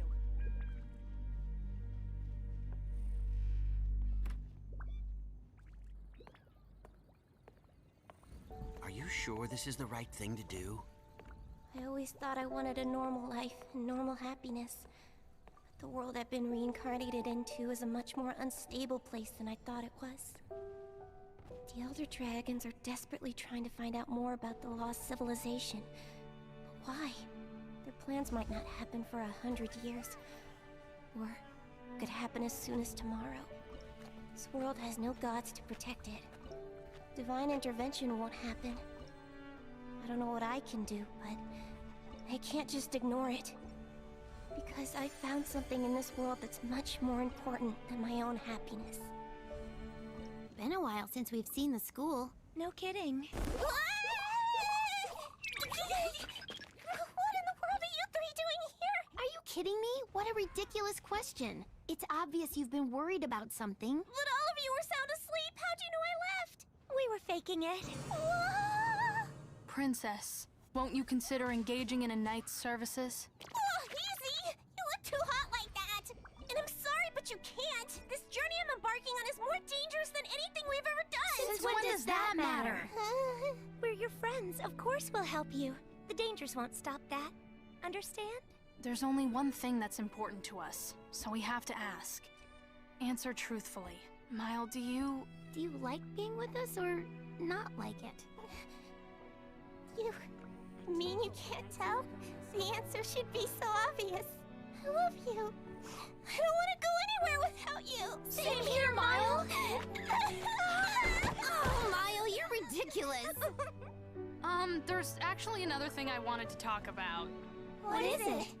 Why do all of you sneak out on your own and leave me behind? We're friends, aren't we? Sorry about that.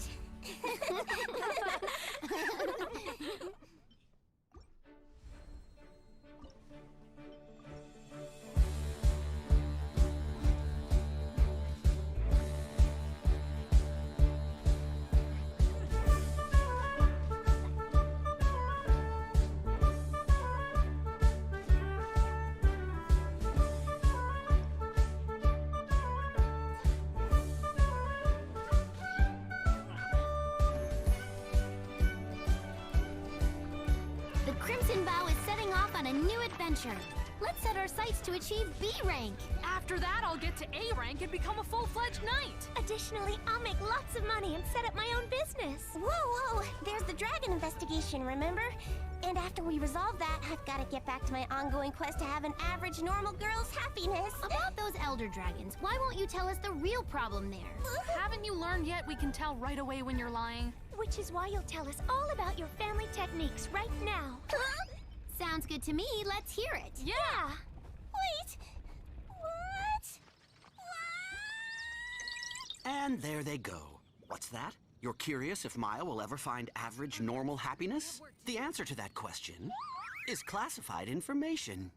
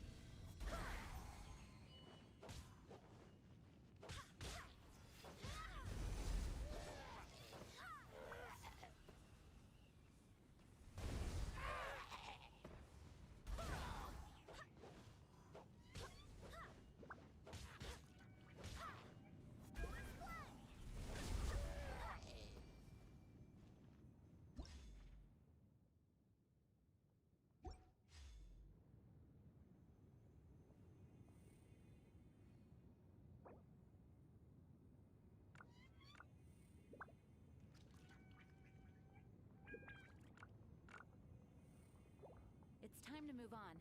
We shouldn't stay here.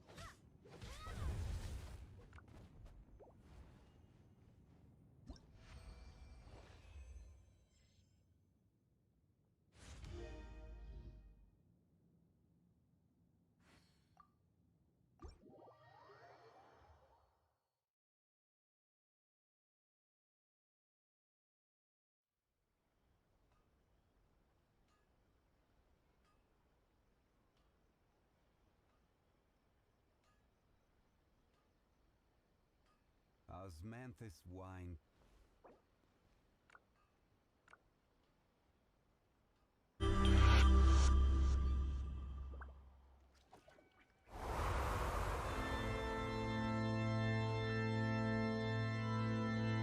というわけでお前さんは死んでしまった。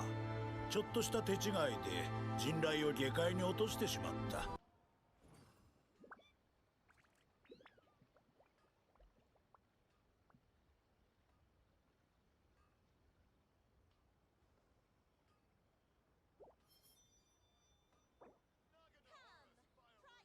Every journey has its final day.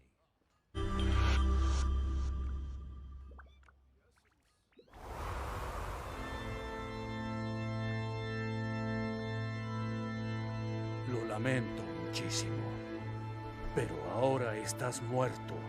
Cometí un grave error y lancé un rayo hacia el mundo. En verdad lo lamento. No consideré que podría golpear a alguien. Entiendo. ¿Eres Mochizuki? Touya.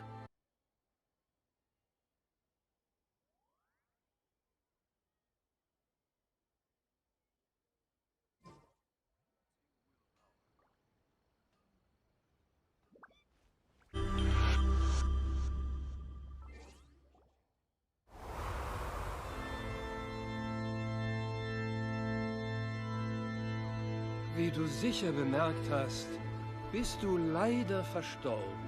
Ich ließ versehentlich einen Blitz auf die Erde niederfallen, mein Sohn. Das tut mir wirklich leid. Nicht im Traum hätte ich gedacht, er könnte jemanden treffen. Ach so? Ja, Mochizuki? Toya. Mochizuki Toya. Ja, genau. Mochizuki Toya. Du nimmst das sehr gelassen auf. Ich habe eher damit gerechnet, dass dich die Todesnachricht aus der Fassung bringen würde. Wahrscheinlich habe ich es einfach noch nicht realisiert. Es fühlt sich eher an wie ein böser Traum. Aber wenn es tatsächlich so ist, kann ich es eh nicht ändern. Klingt sehr vernünftig. Allerdings habe ich nicht damit gerechnet, schon mit 15 zu sterben. Und jetzt? Was passiert nun weiter mit mir? Du wirst nun wiedergeboren. Ach, was, wirklich? Ja, ja. Nur in dein altes Leben kann ich dich leider nicht mehr zurücklassen. Es gibt strenge Vorschriften. Deshalb bringe ich dich in eine andere Welt. Na gut, einverstanden. Echt jetzt? Bist du sicher? Ich verstehe durchaus eure Bedenken. Die Hauptsache ist doch, ich werde wiedergeboren. Großvater hat immer gesagt, man soll bei Fehlern anderer ein Auge zudrücken. Du bist sehr weise für dein Alter. Sag mir, gibt es etwas, womit ich mein Missgeschick wieder gut machen kann? Wieder gut machen? Gibt es etwas, was du gerne hättest? Was ich gerne hätte? Ja. Ist es möglich, das hier in der neuen Welt zu verwenden? Das Ding da?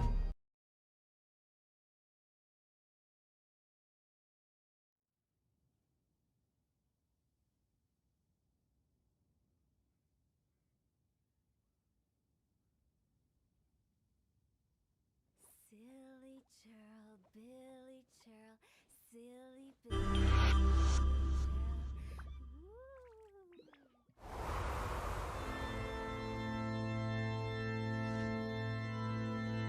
というわけでお前さんは死んでしまった。ちょっとした手違いで人雷を下界に落としてしまった。本当に申し訳ない。まさか落ちた先に人がいるとは。はあ。望月東也。望月東也です。そうそう、望月東也君。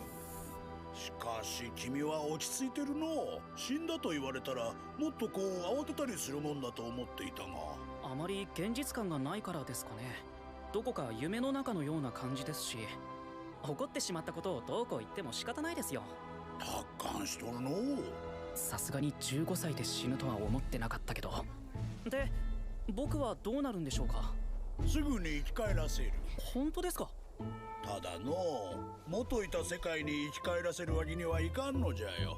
そういうルールでな。別の世界で蘇ってもらいたい。わかりました。いいのか。そちらの事情はわかりましたし、生き返るだけでありがたいです。人の過ちを許せる人間になれってじいちゃんも言ってたし。人間ができとるの。そうじゃ。では罪滅ぼしに何かさせてくれんかの。何か。君の望みを聞きたい。望みですか。じゃあこれ向こうの世界でも使えるようにできませんかね。それをか。ああ、できないこともありますよね。充電もできなそうだし。いやいや大丈夫じゃ。バッテリーも魔力で充電できるしの。魔力？向こうの世界にはそんな力があるんですか？もちろん魔法も使える世界じゃ。君ならすぐに魔法も使えるようになるじゃろ。しかしそんな望みでいいのか？はい、ありがたいです。ちなみにスマホですが、使えるようになったとしても元の世界と通話とかは。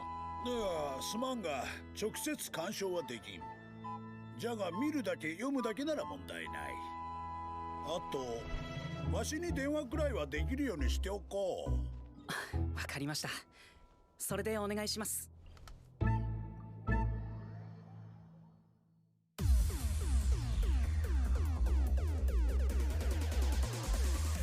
この手で掴め、この手でつなげ、この未来を受け継いでいくんだ。今を引き換えにしてキャリアンキャリのいいか行くぞフライハイ。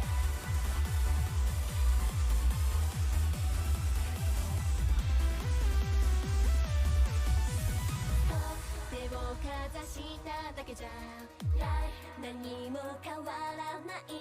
シャイ光の差す場所へまだ差しを打ち込んで、人は誰もがみんな旅人のように生きる誓いを刻んで One client, two clients, three clients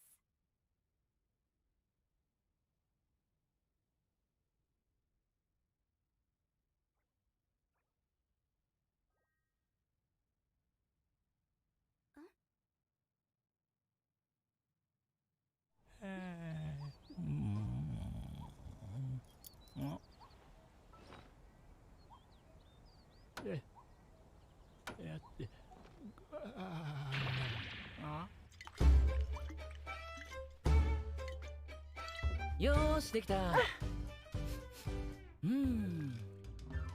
いい香り。キリオレイジ、元社畜サラリーマン、現異世界人、スキル鑑定創薬。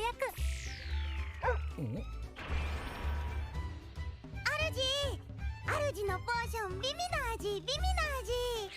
ノエラ、人狼、この店の看板娘。レイジさん、ノエラさん、準備できましたか？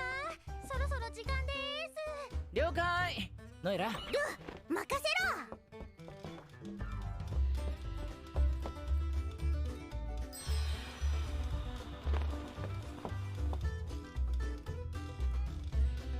ではノエラさん、これお願いします。ミナフリューレ、この家に住む幽霊、店番&家事担当。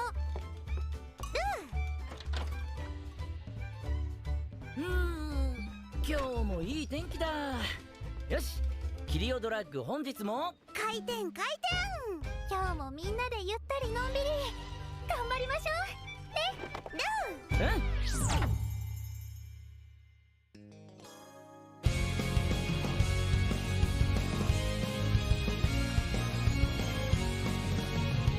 指先なぞり描く科学地図、足したり引いてみたり、まだまだ研究中。理想と現実を混ぜ合わせてみる。生まれた経験のとこやほど苦い。それでも挑戦、私はくじけたりしない。トライもエラーも全部がヒストリー。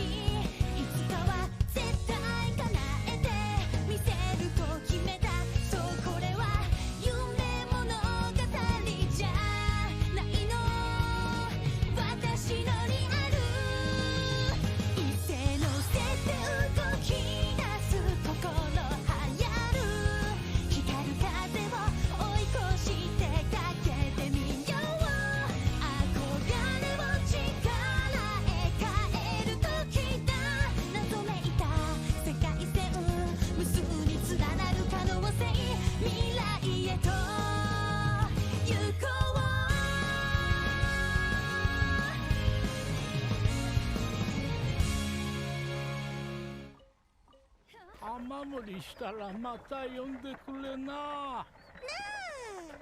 レイジ君、いやレイジ様、どうかうちの雑貨店でも売らせてくれ。この猛烈ポーションを。猛烈ポーション、それのこと？そう。勝手に名前つけちゃったみたいですね。正式にはエナジーポーションなんですけど。エナジーポーション、疲労回復、覚醒作用のあるポーション。効果には個人差があります。こんな猛烈にうまいポーションは初めてなんだ。俺は猛烈に感動したんだ。今までこの辺りじゃゴミみたいな味のポーションしかなかった。これはカルタの街中のみんなに教えるべきだ。だから頼む。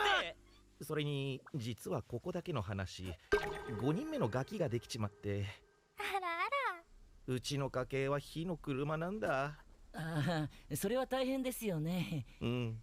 いいですよ。このままだと店を畳まないといけないかもしれない。頼む、俺の店にこの猛烈ポーションを置かせてくれ。この通りだからいいですよ。わかるよ。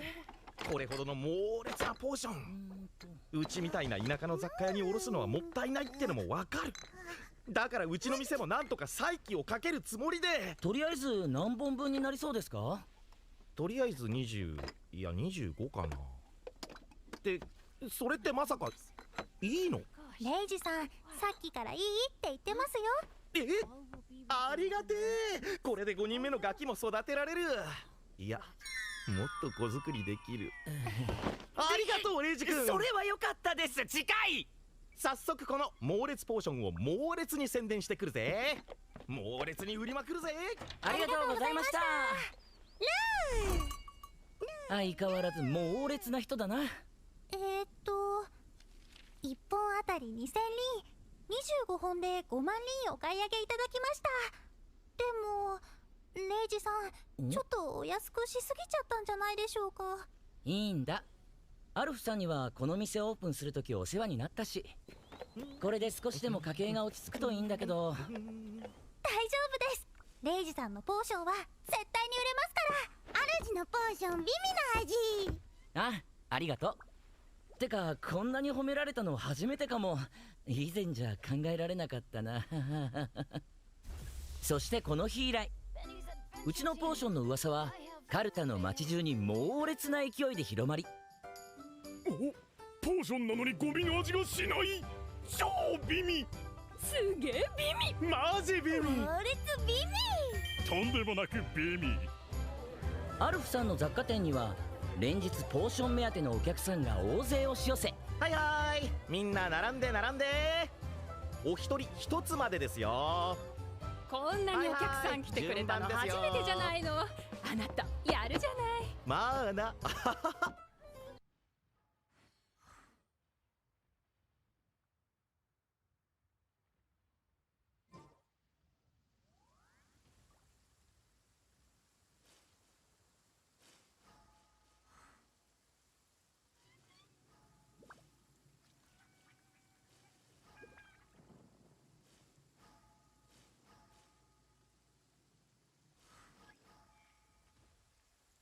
Welcome to the internet. Have a look around. Anything that brain of yours can think of can be found. We've got mountains of content, some better, some worse. If none of it's of interest to you, you'd be the first.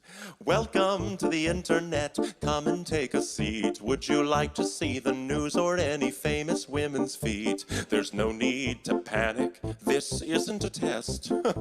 Just nod or shake your head and we'll do the rest. Welcome to the internet. What would you prefer? Would you like to fight for civil rights or tweet a racial slur? Be happy, be horny, be bursting with rage. We got a million different ways to engage. Welcome to the internet.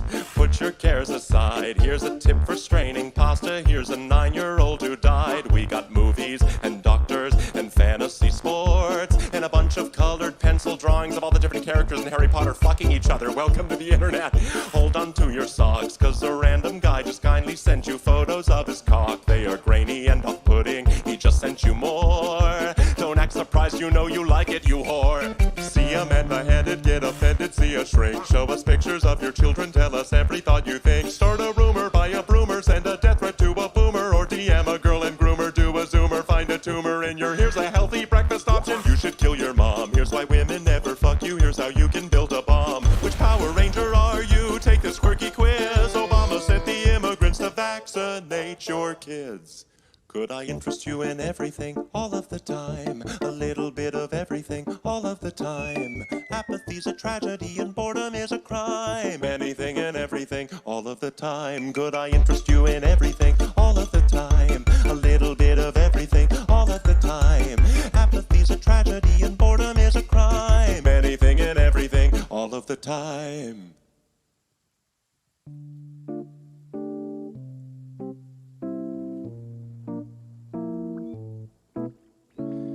You know, it wasn't always like this.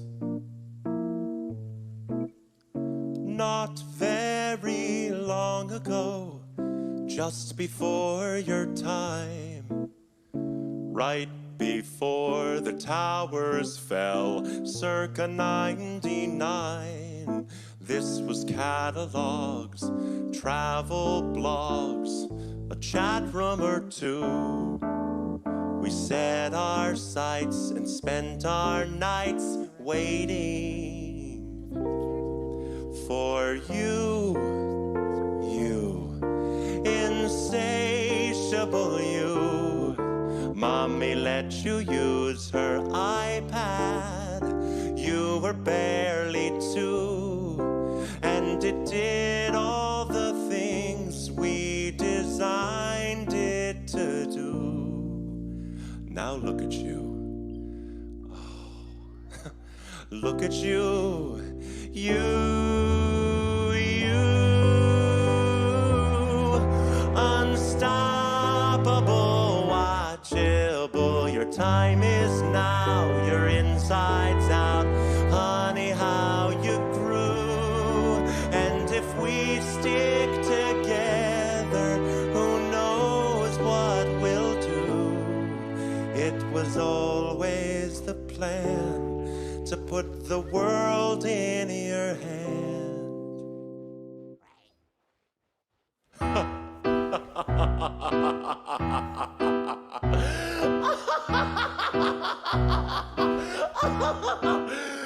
Could I interest you in everything, all of the time? A bit of everything, all of the time. Apathy's a tragedy and boredom is a crime. Anything and everything, all of the time. Could I interest you in everything, all of the time? A little bit of everything, all of the time. Apathy's a tragedy and boredom is a crime. Anything and everything and anything and everything and anything and everything and all of the time.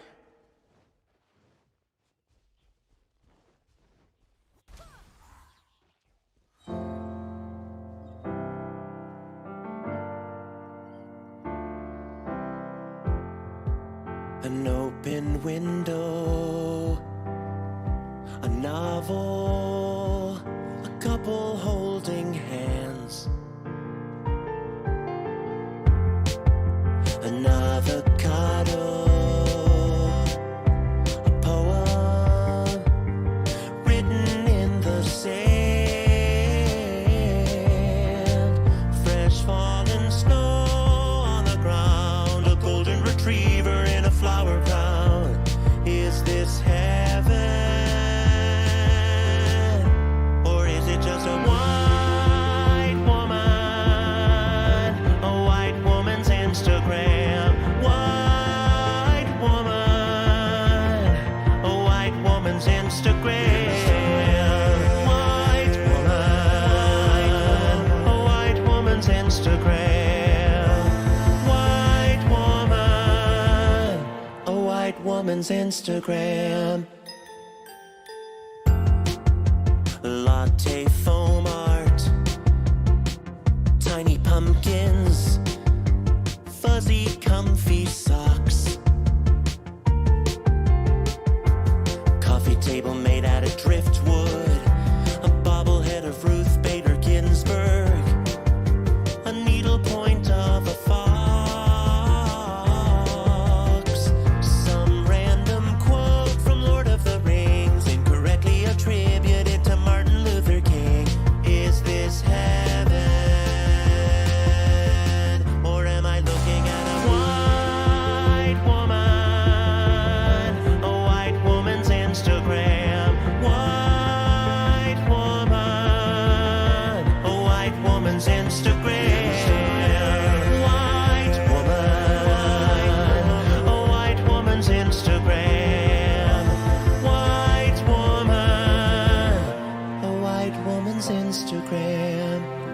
her favorite photo of her mom. The caption says, I can't believe it. It's been a decade since you've been gone. Mama, I miss you. I miss sitting with you in the front yard, still figuring out how to keep living without you. It's got a little better, but it's still hard. Mama, I got a job I love in my own apartment. Mama, I got a boyfriend and I'm crazy about him. Your little girl didn't do too bad. Mama, I love you. Give a hug and kiss to Dad. A goat cheese salad, a backlit hammock, a simple glass of wine. Incredibly derivative political street art. A dream catcher bought from Urban Outfitters. A vintage neon sign. 3 little words, a couple of doves, and a ring on her finger from the person that she loves. Is this heaven? Or is it just a white woman? A white woman's Instagram. White woman. A white woman's Instagram. White woman. A white woman's Instagram. White woman. A white woman's Instagram.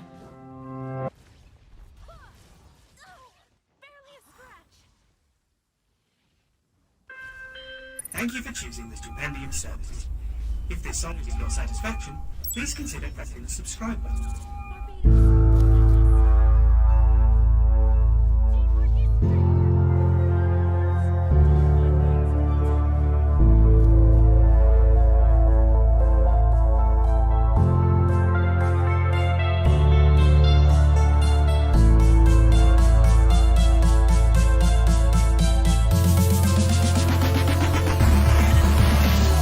Eventually all walls meet demolitions. A Wall Street had to keep the tradition. Their financial systems resigned to ignition, and out of the ashes we have arisen. An empire is forged in the fire of ambition. In business there isn't the time for attrition. Invest to suppress that unjust competition, and each acquisition is new ammunition. When governments crumble and fall to the floor, that was paved with the graves of a corporate war. A fundament funded its blood to shore. A foundation for founding our covenant, born of a need for control of societal entropy. Enterprise at the price of your indemnity. Chart out the course, and of course you were meant to be bent to the will of a corporate entity. Arasaka Security. You're in safe hands.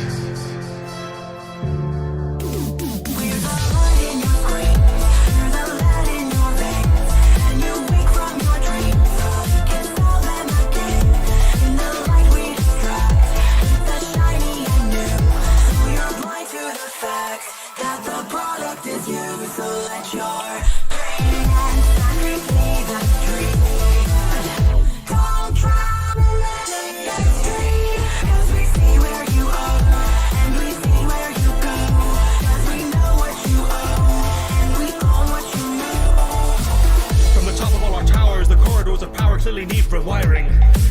Arasaka saw the spark and then embarked upon the path that turned that spark to lightning. There's no autonomous megalopolis of populace or prosperous you could reside in.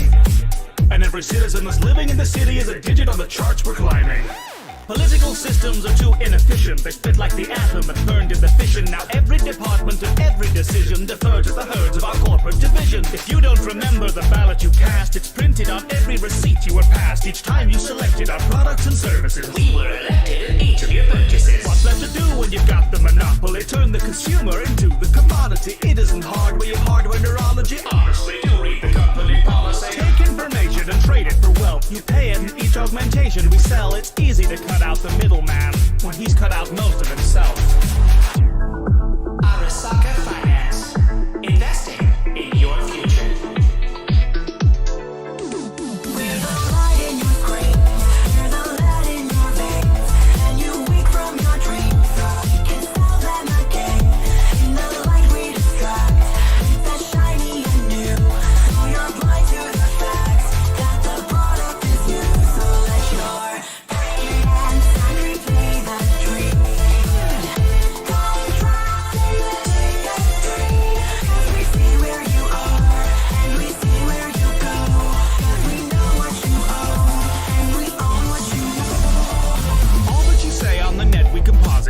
go straight from your head to your pocket. Complain if you want, you're still making deposits of data. Each day you log on is a profit. Society currently lists electronics, so isn't conducting resistance ironic? With plenty of skeletons locked in our closets, but yours are assembled from old stock hydraulics. So lucky we know just the pieces you need. All plucked from your social media feeds, the places you go and the posts that you read, all snatched for a new algorithm to feed. Now holding our gold.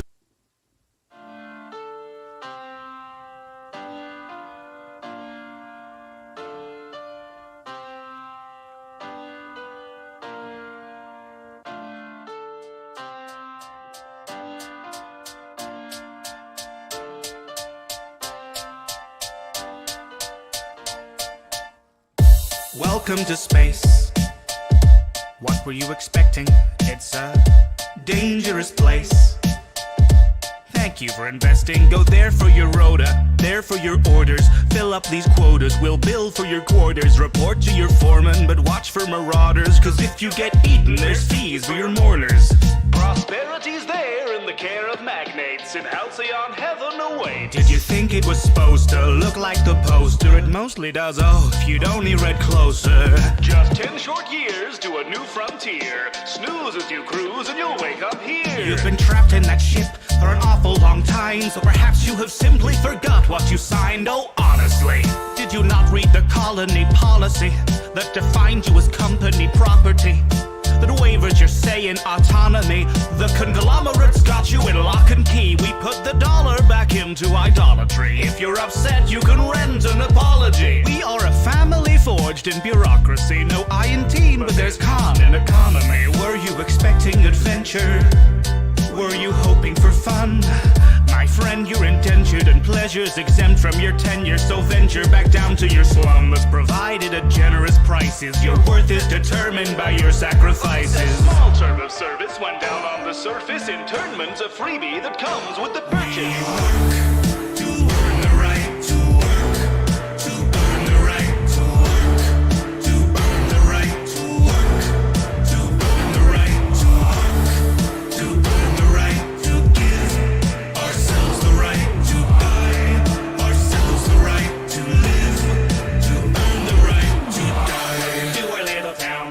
Settle down. You just fill out the paperwork and you could look around. We're happy as can be inside the valley cannery. We live to pack the cans of meat and not to question where it's found until we end up in the ground around the corner in the yard. You know, we thought we liked the sound of finding glory in the stars. The borders taught us to be proud of never reaching very far. So we earn what we're allowed and give it right back at the bar. The ale to cure what ails you. Zero tea brew, your favorite flavor. So work till you bleed. Ennobled by labor, then purchase relief from your local retailer. If you'd rather drop dead, that's fine, but you know to drop it down dead, there's a fine. So you do your job and I'll do mine. I gotta meet a 6 foot deep bottom line. We make a fortune for the board by selling boredom door to door, because it's all that we deserve and it is all we can afford. The secrets of the universe and all the worlds to be explored, but our dreams are back on earth and now the work is our reward.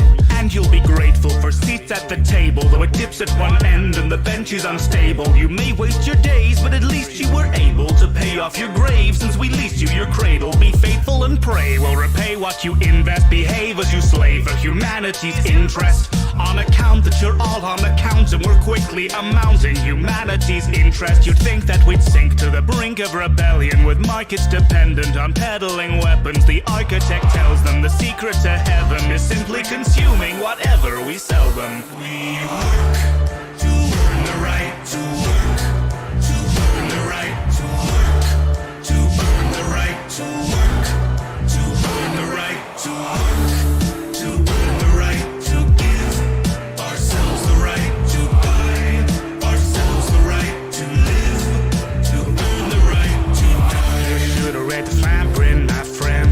Should have read the fine print. You should have read the fine print, my friend. Should have read the fine print. Welcome to our little town. Why don't you settle down? You just fill out the paperwork and you can look around. We work and then we work and then we work and then we work and then we work and then we work and then we end up in the ground. Welcome to our little town. Why don't you settle down? You just fill out the paperwork and you can look around. We work and then we work and then we work and then we work and then we work. Should have read the fine print. And here, and here, and initial here. Welcome to the family. $151,600 people die every day on Earth. And if that's not a reason to cry, well, it's an awful lot of paperwork. It's your first day at work. Have you settled in? Shaken off the rigor mortis? Sorted out your pencil tin? Welcome to our newest resident skeleton. What better heaven than a desk to spend forever in? Now your body may be shriveled up and worthless. At least we know your funeral will be a civil service. Person so superfluous, a living on the surface. It's nothing so perturbing, we're just trimming off the surplus. It isn't murder if you cause a little accident. We prefer to word it as some mortal middle management. There's the door, we've got millions of applicants dying because of corporate incorporeal entanglement. Everything living has to die, but to die you need not apply. We'll find you when your time's through. Take a number, wait in line, live your life and we'll be right behind you. Nothing certain but death and taxes, so I guess you better get some practice. Nothing certain but death and taxes, so I guess you better. You've got targets to prove yourself. Here's some targets, peruse yourself. Shoo a few humans off the marble shelf to the floor. We'll be polishing the coffin cause you off a couple more. We need a botanist, 2 paleontologists, a newspaper columnist whose views may be communist, a shoe salesman, possible balloon hobbyist, just another couple pop clogs for your shopping list. No slacking on the grave packing, ever more to kill. Death row deplorables, incurables and sort of ill. Every person, animal and plant has a form to fill. We've got departments solely tasked with killing chlorophyll. So of course you will toe the lifeline and behave, or you'll be filing dandelion before you've had your tea break. Humanity's in balance if that talent isn't repaid. Interns can be inhumed and replaced. Everything living has to die, but to die you need not apply. We'll find you when your time's through. Take a number, wait in line, live your life and we'll be right behind you.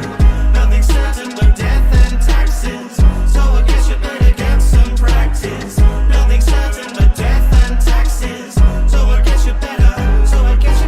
Ashes to ashes, 9 to 5. The light in the tunnel has been privatized. Robes were so behind the times. He's a picture where we don't give any time. Besides, population moderation's not the worst fate. Your occupation's the salvation of the hearse trade. For generations we've been racing for the first place, but we've spent the centuries in second to the birth rate. Everything living has to die, but to die you need not apply. We'll find you when your time's through. Take a number, wait in line, live your life and we'll be right behind you. Nothing certain but death and taxes, so I guess you better get some practice. Nothing certain but death and taxes, so I guess you better. Dearly indentured, we are gathered here today to pay tribute to the life of the departed, and to welcome him to the office. May he rest employed.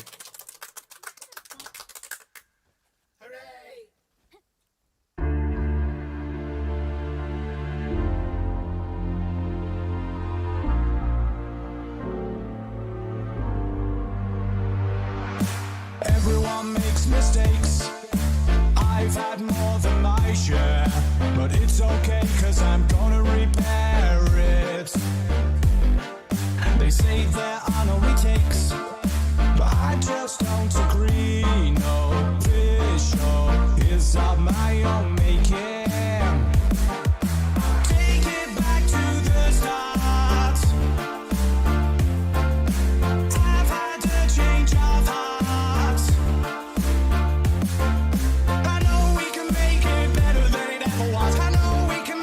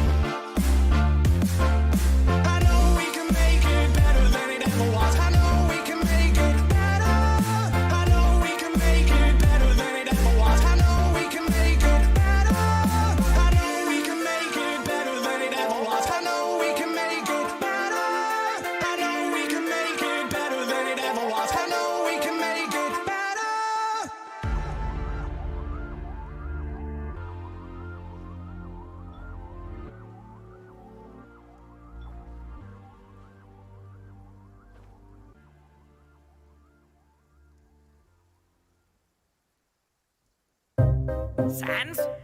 Sans, wake up!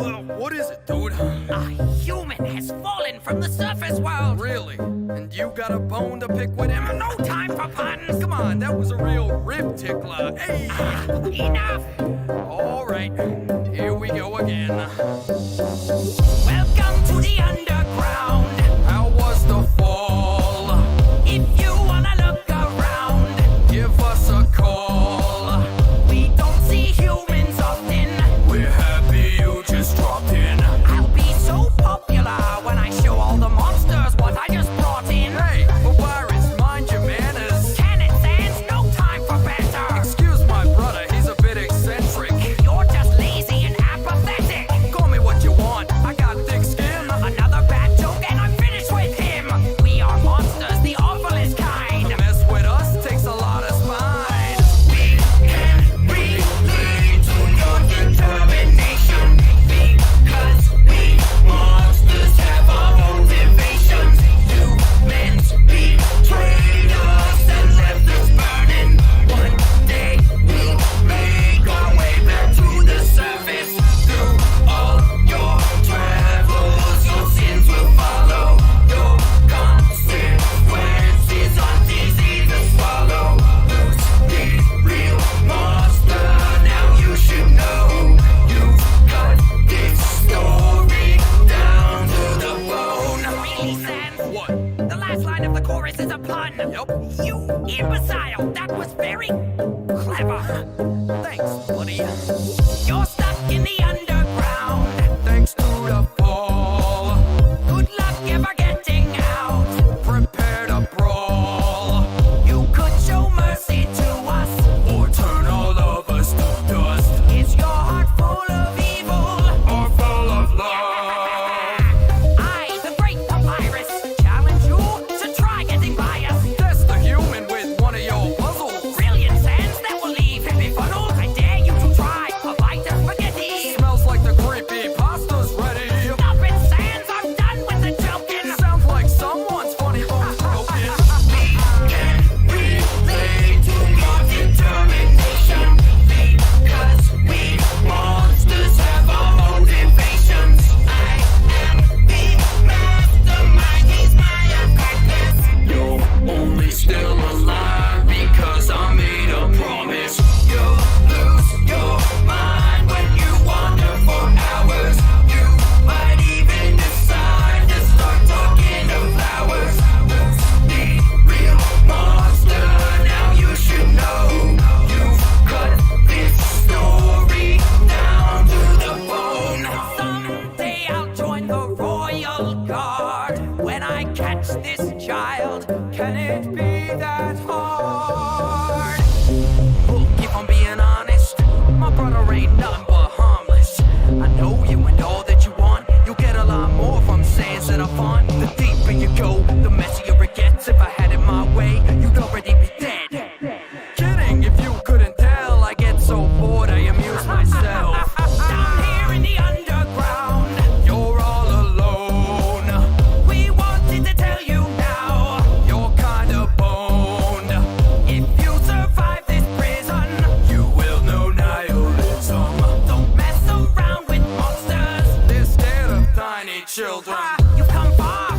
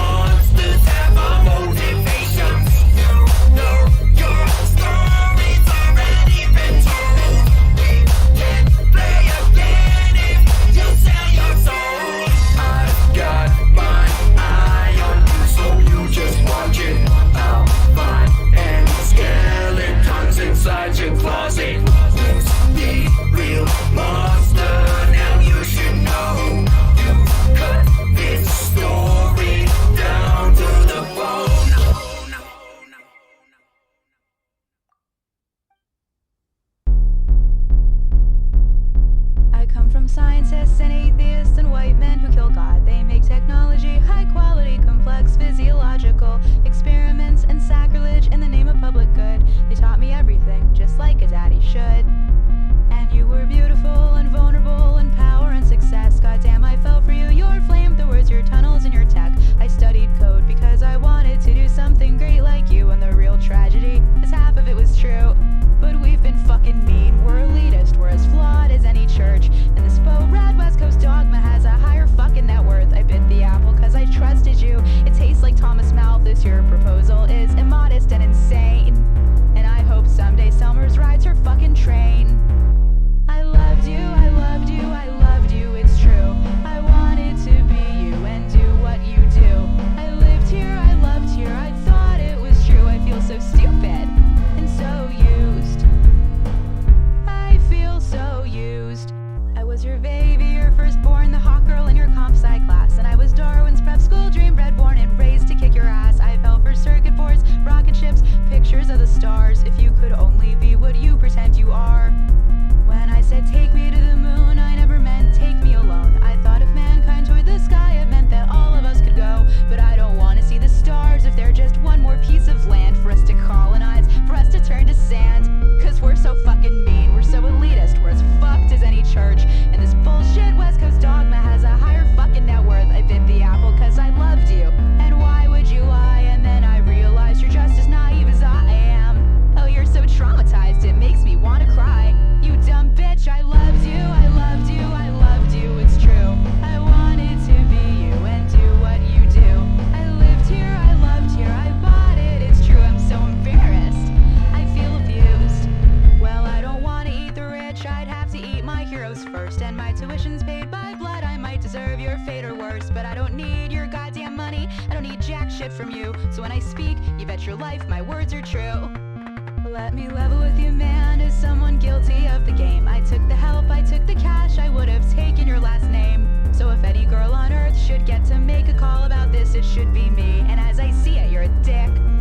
So fuck your tunnels, fuck your cars, fuck your rockets, fuck your cars again. You promised you'd be Tesla, but you're just another Edison. Cause Tesla broke a patent, all you ever broke were hearts. I can't believe you tore humanity apart with the very same machines that could have been our brand new start. And the worst part is I loved you, I loved you, I loved you, it's true. And sometimes I feel like I still fucking do. I lived here, I loved here, I bought it, it's true. I'm so embarrassed, I feel abused. I feel so used. I feel so used. Take me to the moon. 'Cause I feel so used. I feel so used.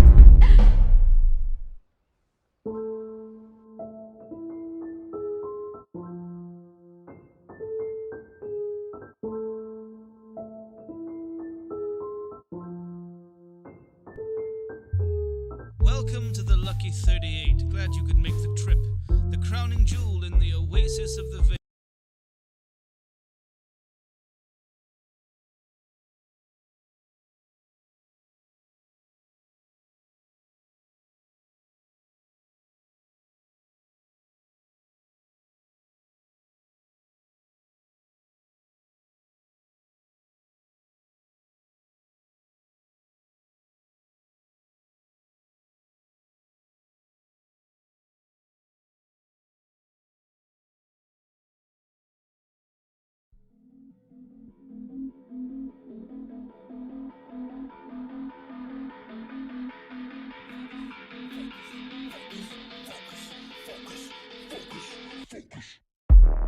Ghost in the shell, I hear my demons calling.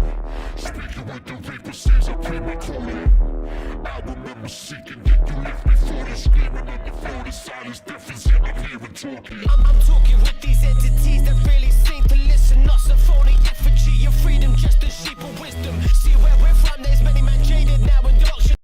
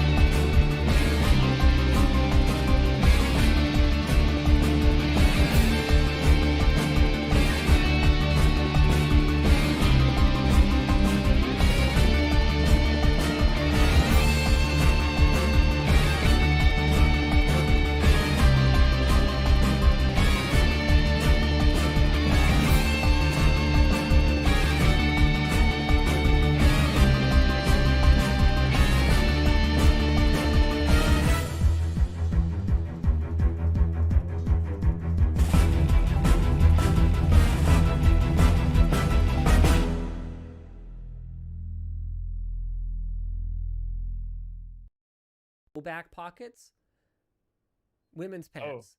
They were like the ugliest thing ever. They looked so stupid.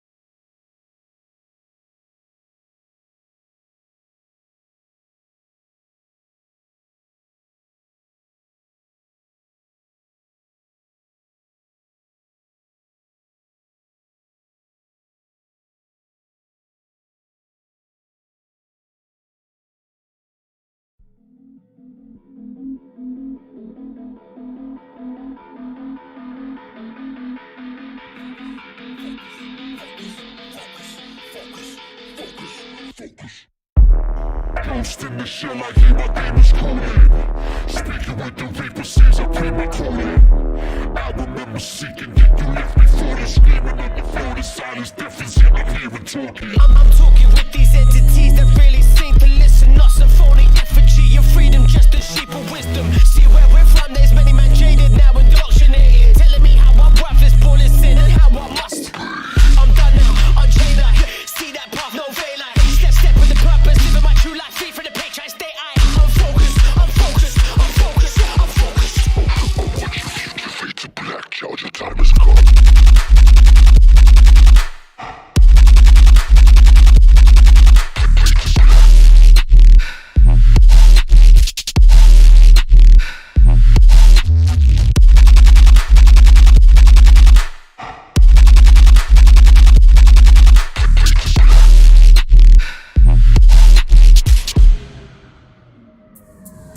Bun your accusations, information, been and done investigation, terminate solid instigation, infestation, implementation, smoke and mirrors, no inclination of truth, just pure agenda, fight and conquer, rise forever together as one, no propaganda. I'm done now, unchained I see that path, no veil I step with the purpose, living my true life, free from the page I stay I'm focused, I'm focused, I'm focused, I'm focused. Oh, when you feel your fate to black, child, your time has come.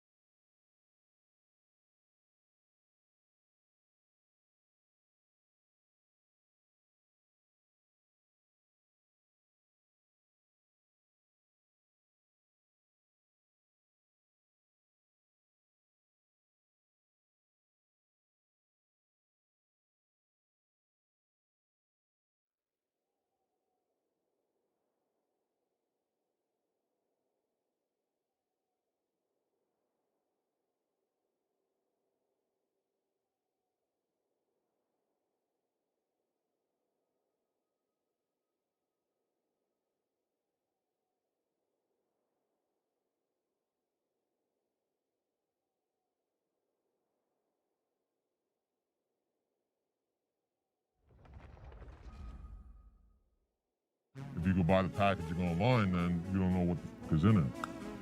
But this could have been cut with vitamin E or cut with something else. Kind of sus, you know? I got the half grub, but I have the grub also as anyone. Okay. All right, you had a bunch of shit in there. I don't know, it's kind of hard to tell about, you know, what's bootleg and what's not. It's unusual that they're this heavily contaminated. This is potentially deadly, this particular cartridge. When you're dealing with the black market, remember that there's risk. It's never 100%. I just felt like I was going to faint. I realized that there's something wrong with me. On the news, 2 or 3 people have already died. It's interesting that a lot of these cases fell off in the fall of 2019. It's and then true. It's gone. And that's what puzzles us the most. Like, where these people are still vaping out there. We see them all the time. Like, what happened? Why aren't they coming in anymore? Vaping illness blamed for Antifa is murder hornet panic. As clickbait headlines warp our view of the world, we're going down the rabbit hole to ask, how afraid should we really be? On this episode, the mysterious vaping illnesses of 2019 that created a media frenzy. The Centers for Disease Control is warning people to stop using e-cigarettes following several mysterious deaths linked to vaping. The CDC investigating a medical mystery spreading across the country tonight. 2 new deaths in Minnesota bring the nationwide total to 31 deaths. 3/4 were using THC-containing products. Doctors are now warning the public about what they call EVALI. There was a lot of confusion at first. Was this an e-cigarette thing, a THC thing? There were a lot of question marks. What we know now is that a lung injury called EVALI peaked in September of 2019. By February 2020, 2,800 cases and 68 deaths were linked to the injury. But where did EVALI come from? And should we still be afraid of vaping? I started going down the rabbit hole by first reaching out to Greg Rodriguez, who was sick with EVALI in September 2019. I remember thinking that it was a miracle, you know, these vapes, because there was no smell. Yeah, no more dryer sheets, right? I remember those days. But yeah, exactly. Tell me about the onset of you starting to get sick. I felt very dehydrated. I felt like I was, my chest was just becoming very tight, and I started to vomit like a greenish, yellowish type substance, which in hindsight, it was what was this vitamin E acetate that my body was trying to reject. After checking into a hospital in Queens, Greg was put into a coma by doctors and brought here to the Long Island Jewish Hospital. We sat down with Greg's physician, who treated Greg along with some of the first Ebola cases in New York. So how did you meet Greg? So we got called from one of our sister hospitals, Forest Hills, that they had a young patient that they had just put on a ventilator in the ER. They wanted to let us know that they were worried they were going to run into trouble, and could we think about putting him on ECMO. What is ECMO exactly? ECMO is extracorporeal membrane oxygenation, where we take the blood out of someone's body and we oxygenate it in an oxygenator outside of the body and then put it back in. So we use it as a replacement for your lungs when your lungs are not working, and it sort of buys you time for your lungs to get better. I think we cleaned out his lungs every single day for the first 2 days, and what came back with him was just this thick caramel-looking stuff. His lungs were filled with it. This is his original chest x-ray when he came in, and if you look here, you could see that both of the lungs are involved. The lungs should all be black like that, and his lungs, you can see, have a lot of white areas here. None of that should be there. What exactly in the vaping caused these illnesses? I still think we don't know for sure. I think a lot of people have a lot of different theories, and some think it was the vitamin E that was mixed in with the vaping product, and some people think it was the flavoring. Some people think it was just the marijuana, the way that it was heated and mixed in some way. So I don't think we have an exact answer. While the science is not fully understood, it's thought that additives in the vaping oils break down and change when heated at the high temperatures required for vaping. When these substances cool down, they may cause inflammation or coat the walls of the lungs in debris. Unprepared for these foreign objects, the lungs push the body into crisis mode.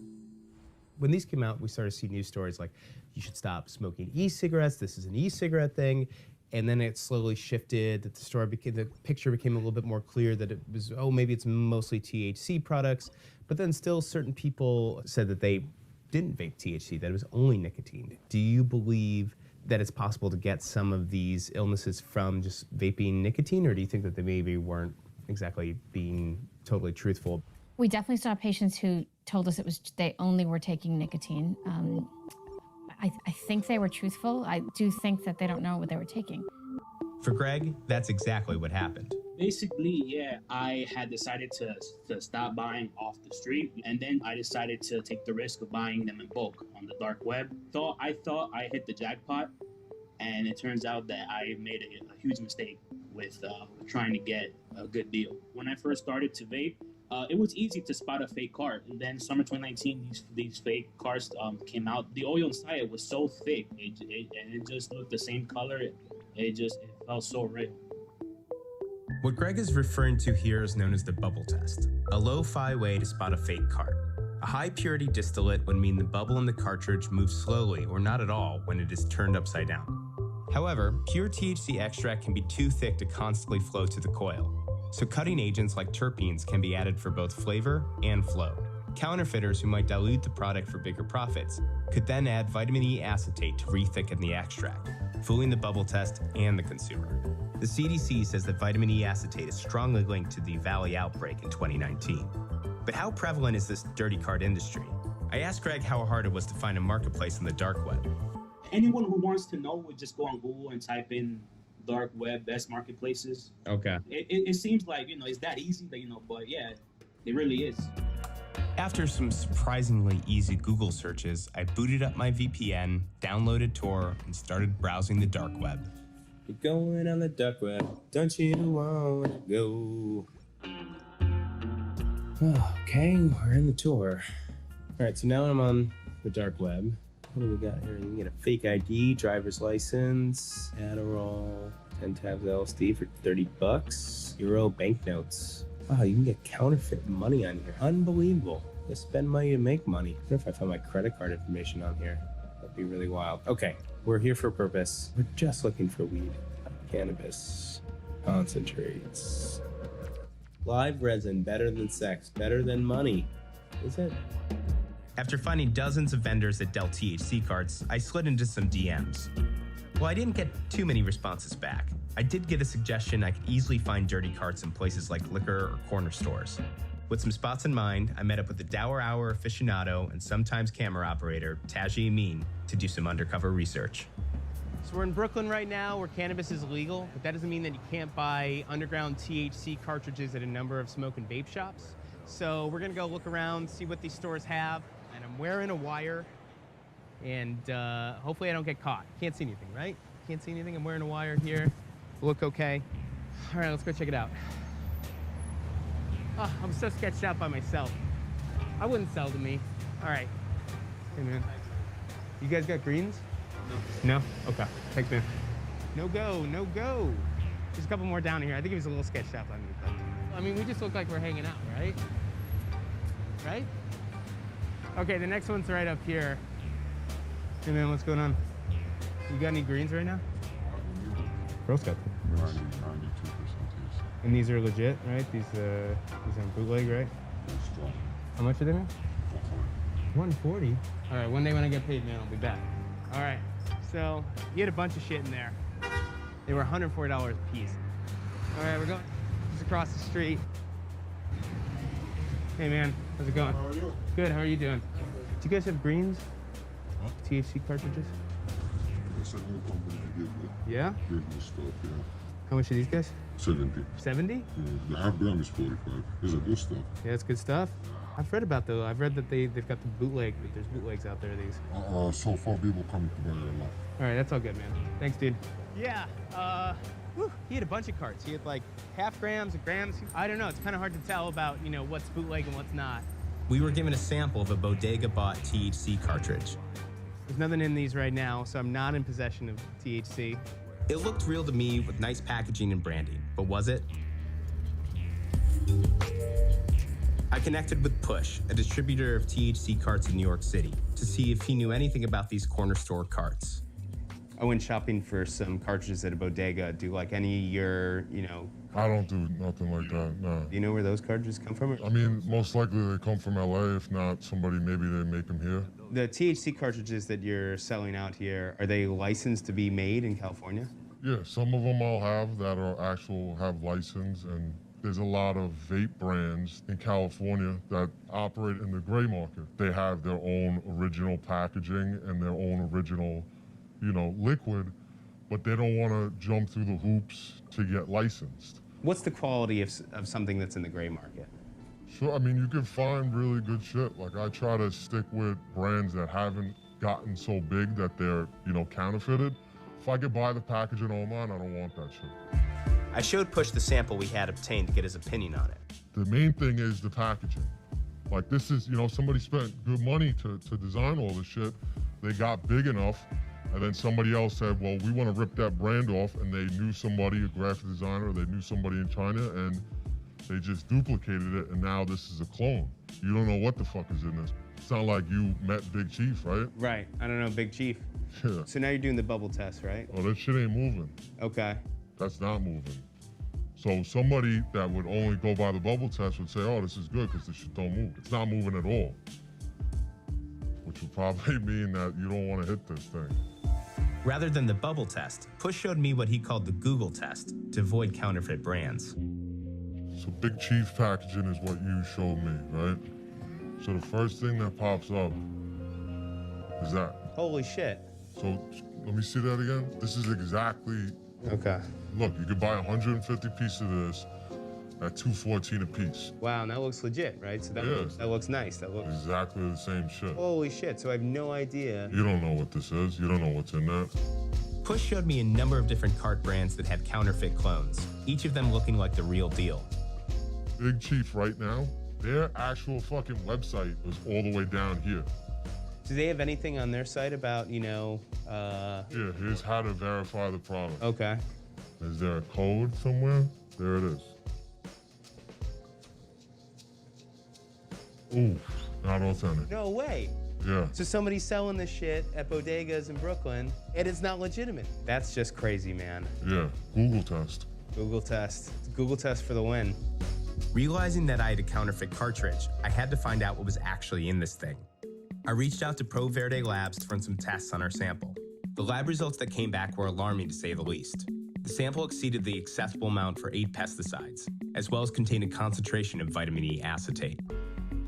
We saw this in there at about 8%, a little 8.5%. This is potentially deadly, this particular cartridge. The pesticides were there at such a heavy concentration that we had to do further dilutions and able to analyze that and still be within our calibration range. Wow. So it's unusual that they're this heavily contaminated. Were you surprised to find vitamin E acetate in this cartridge? I was. It's well known, there's better alternatives. I thought by now that there would be no more in production and that what had been produced would have already been either purchased, consumed, or disposed of. Apparently that's not the case. And then in addition, I mean, you usually find some levels of pesticides, but this one had a lot of pesticides. You know, we see in this one bifenazate at 190,000 parts per billion. This is 190 times what would be permissible in California. I don't know what the long-term effect of consuming a product like this would be, but it's not good. The pesticides were not meant to be put in our body. Are vaping products safe, or is the market just so unregulated that it's not even worth the risk? Most states now have a supply chain of regulated, safe produced products. If you're sourcing products from reputable suppliers, I don't think that there's any concern for that. So I'm just curious to know, as a professional like yourself, what do you think the media got right and what do you think the media got wrong in this situation? I think as human beings, we try to simplify things into what we're capable of understanding. And I think the problem with the vape crisis is it's a very, very complex issue. When we see these acute things happening, people dying, we look for the culprit. And I think it's so hard because I think there's a mixture of components that may be responsible for the hazards associated with it, not just the vitamin E acetate. So the vitamin E acetate is very much like that could affect you in the very short term, whereas these other the flavorings and the pesticides, we don't know what the long-term consequences of them are. Sure, they could result in generations of increased lung cancer because of these. We don't know. These could be 10, 20 years out till we understand it. I mean, think about the tobacco industry, and we may find the same thing 10 years down the road with vape products associated with cannabis or nicotine. This story doesn't really have an ending. Toxic vape cartridges will continue to flood the streets. Nicotine, THC, legal, gray market, and black market, it's out there. And even though we don't hear much about EVALI anymore, it still seems very easy to find vitamin E acetate in counterfeit cartridges. The news cycle seems to have washed away this story as we all moved on to more immediate problems, which there are a lot of these days. But whether you vape or are impacted by stories that have faded from the front page, the only way to stay informed is to take matters into your own hands and do what Push does. Google it.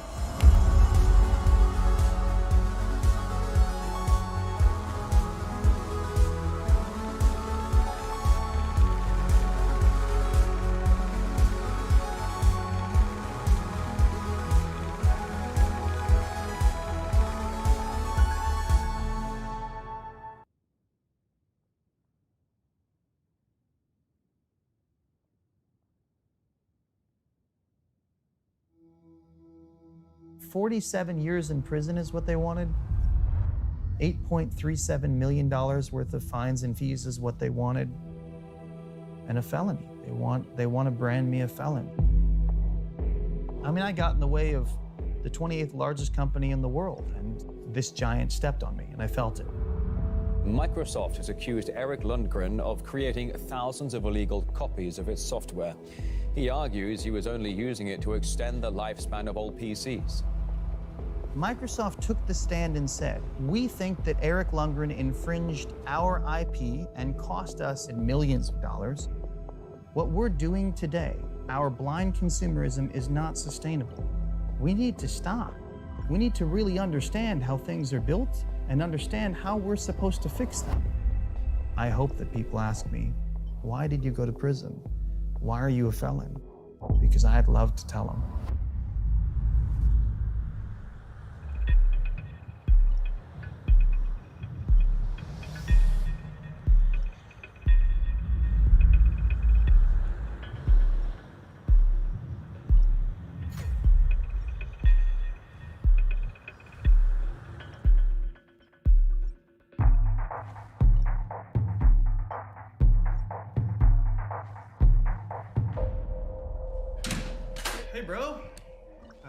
We're checking through your list of canceling your accounts with Netflix and canceling my accounts. Good. All right. we also got the time. It's between 12 and 1. Not before 12. But you can go before 12. Don't come after. I think you're allowed to go early to prison, Mom, just not late. Not late. Yeah, I think that's the Not rule. later. Exactly. Not later. Did you hear that? All I know is I need you to come in with me. I need you to take my fedora on the way out and protect it with your life. Preserve his Preserve the fedora. Preserve the fedora. Preserve the- And when I get out, I want you to be there to hand it to me, and I can put it back on and get back to work. That's my goal. Okay? Okay. It all started in China. I started a company called Source Captain. We sourced all the parts and components that people needed to repair their proprietary things in America. Think of the automobile. You know, your automobile breaks, somebody takes it to a junkyard and takes all the working parts and builds new automobiles or fixes old automobiles with those parts. We don't do that with electronics. They're all proprietary. So we're just promoted and trained that it's all garbage. One little piece breaks, 1%, and that 99% of value we throw away with it. So by aggregating all of this waste, the company that I founded in Los Angeles recycles 43 million pounds worth of e-waste every year. The United States is the largest contributor to electronic waste, which is the fastest growing waste stream in the world. To put it in perspective, 126 Empire State Buildings worth of e-waste are actually created every single year. And all of that waste, you'd think it would be recycled somewhere when we throw it in the trash. No, 15% is recycled. And then 85% is either exported or put in a landfill, leaching harmful chemicals in our water table like lead and mercury, bromine, cadmium. And these harmful chemicals are affecting us in a negative way. Now, the majority that gets exported goes to third world countries. They're burning this waste just to try to find little scraps of metal that they can salvage. And when you burn waste, there's all of these harmful cancerous carcinogens that are released into the air. Look at these kids. This is so unhealthy. And you're sitting over it, burning it, and when you ingest these harmful carcinogens, I personally, when visiting, developed a lung infection. It was very harmful, and I was there for a short period of time. Imagine the kids that work there day in and day out. That's the reason why I do what I do, because I can put a face and suffering behind these wasteful practices that we have. The biggest problem that we face in making this difference is when we get in the way of the corporate agenda. When I save something, that's taking away from their market share. I mean, I got in the way of the 28th largest company in the world, and this giant stepped on me, and I felt it. When you really boil it down, I'm going to prison for giving you the free repair tool to fix what you legally own. People get confused about what a Dell Restore CD is, okay? This is something that you can download for free from the internet, burn to a CD, and it comes with your computer. It only has one ability. You put it in your computer and it can reset your computer back to factory settings. It basically, if you have bloatware and viruses, if you have missing DLL files, it doesn't matter. Whatever your problem is with your computer, this is going to reset it back to when you first bought it. The problem is, where's your Dell Restore CD? Most people buy the computer, take the CDs, put them in a drawer, lose them, and when they need them, they don't have them. I wanted to make sure that everybody that got a secondhand computer had a CD with it. Stop, Bill. Thank you. I had one unit, and I walked into a computer shop in Watchon Bay, and they were willing to just duplicate them right there, mirror image copy, nothing changed. And I said, okay, good. It was as easy as ordering a pizza. It's literally as deep as you can possibly imagine of just Restore CDs.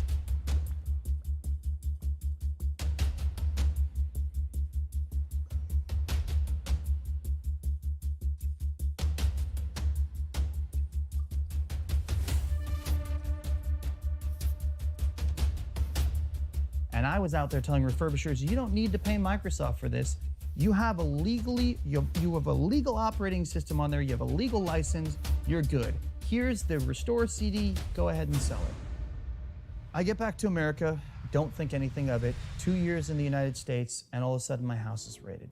Guys, guns, masks, door busted down. Microsoft has accused Eric Lundgren of creating thousands of illegal copies of its software. He argues he was only using it to extend the lifespan of old PCs. He now faces up to 15 months in prison and a possible $50,000 fine. I mean, there were 21 federal indictments, so at the end of the day, they just threw enough spaghetti at the wall and something was bound to stick.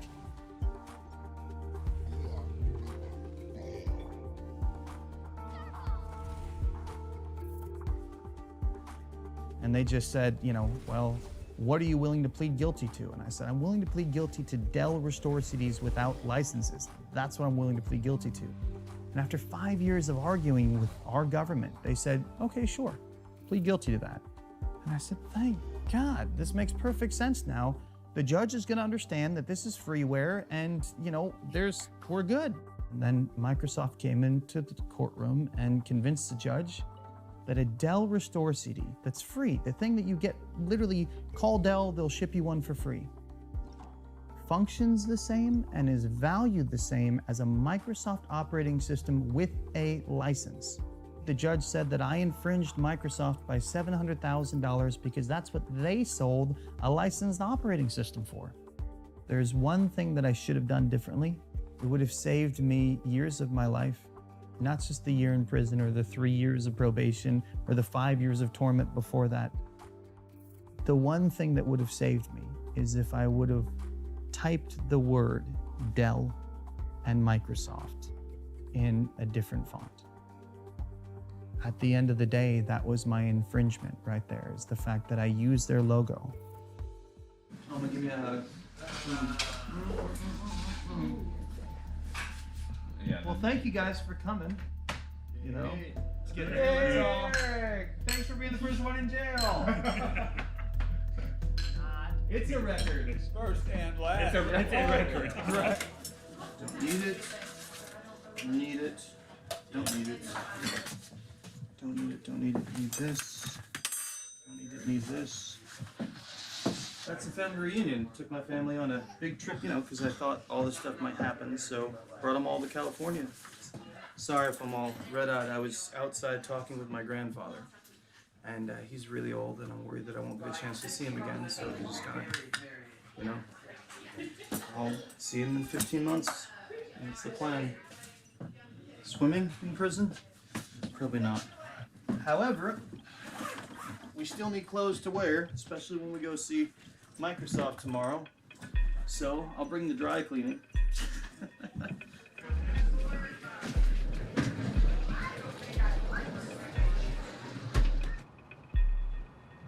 Some people might think that it's pointless to go to Microsoft right now. Some people might think that it's just a waste of time, that they don't care, and that by taking this to them, they're just going to tell you to go away. But at the end of the day, I think it's a good idea to try. I mean, if you don't try, you already failed.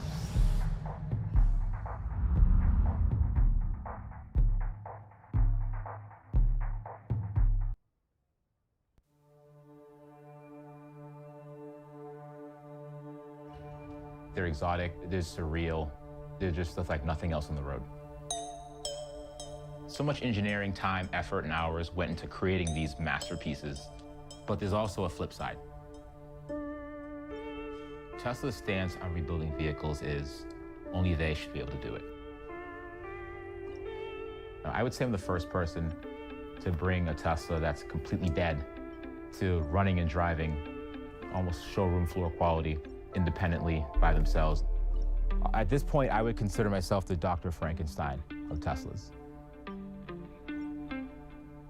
People need to know more about the products they own. If you own something, if you purchase something free and clear, then you should be able to fix it yourself. I don't want people to think that they're too small to have a major company make changes. Don't feel that you're not being heard. You do have a voice.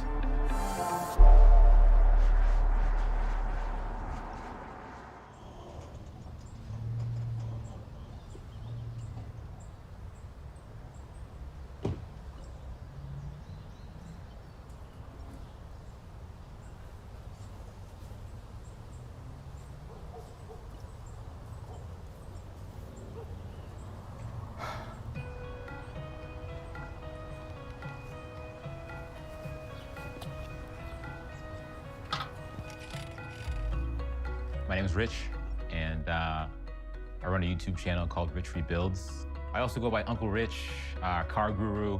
You're probably asking yourself, car guru, what are you doing in that sweet, sweet race car bed? Well, you think my life is all fun and games? Here's some of the things you have to deal with when you hobble together two broken Teslas to make one working Tesla.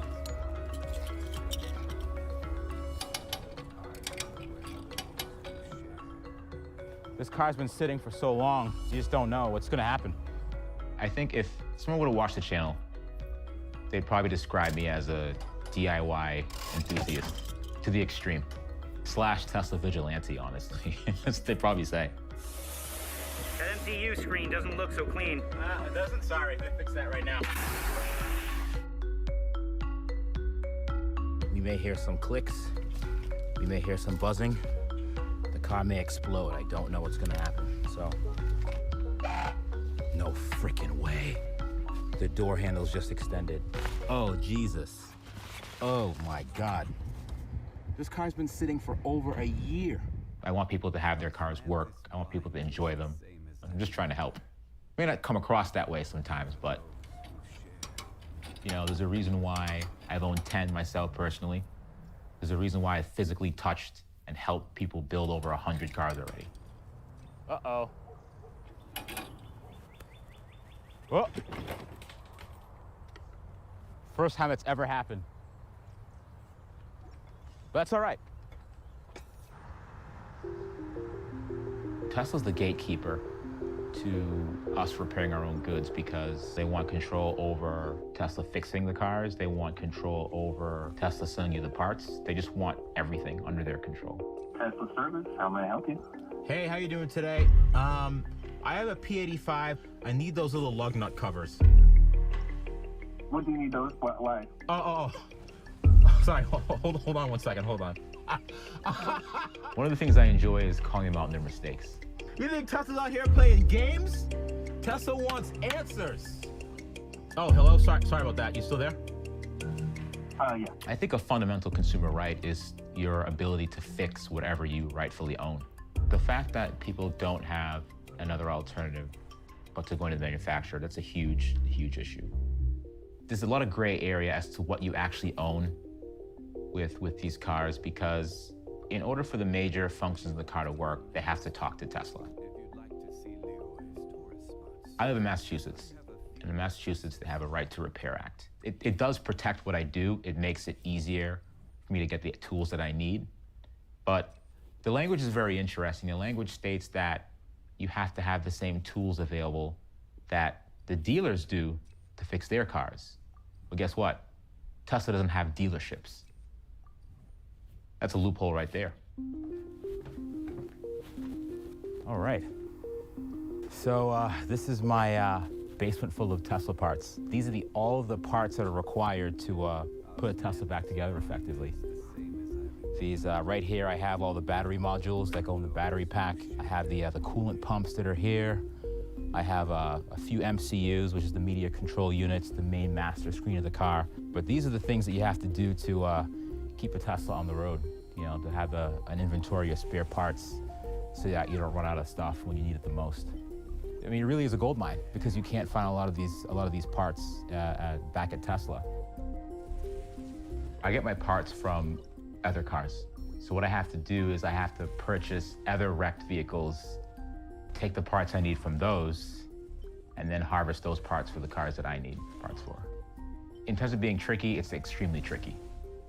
Because if you need a specific part, you have to hope and pray that the car that you're taking the parts from has it. What I'm doing right now, fixing these cars, you know, under the radar from Tesla, is setting myself up for some big legal problems in the future, potentially. But because I think the cars are so great and I want to help people in that sense, I just think it's just something that I have to do. I have this part right here. And this is the visor that was in a Model S that actually was severely burned. You can see the burn marks on top of this. And you know, to the untrained eye, you could probably just throw this part away. What's the point? It's burned. But if someone needs the spring that actuates the hinge for the visor, or if someone even needs this part right here, this could be recycled. You know, you shouldn't just throw it away as is. A lot of these things are still usable. Like these hooks right here, this could probably be cleaned up really nice and put in another visor piece. We live in a day and age where people just throw things away. There's plenty of benefits to fixing your own cars. You know, it's less waste, eco-friendly, creates jobs, eases pressure off the manufacturer. It just makes sense all in. So I figure if I could, you know, do something to contribute, help bring it back on the road, give them new life, I think it's a win-win for everyone.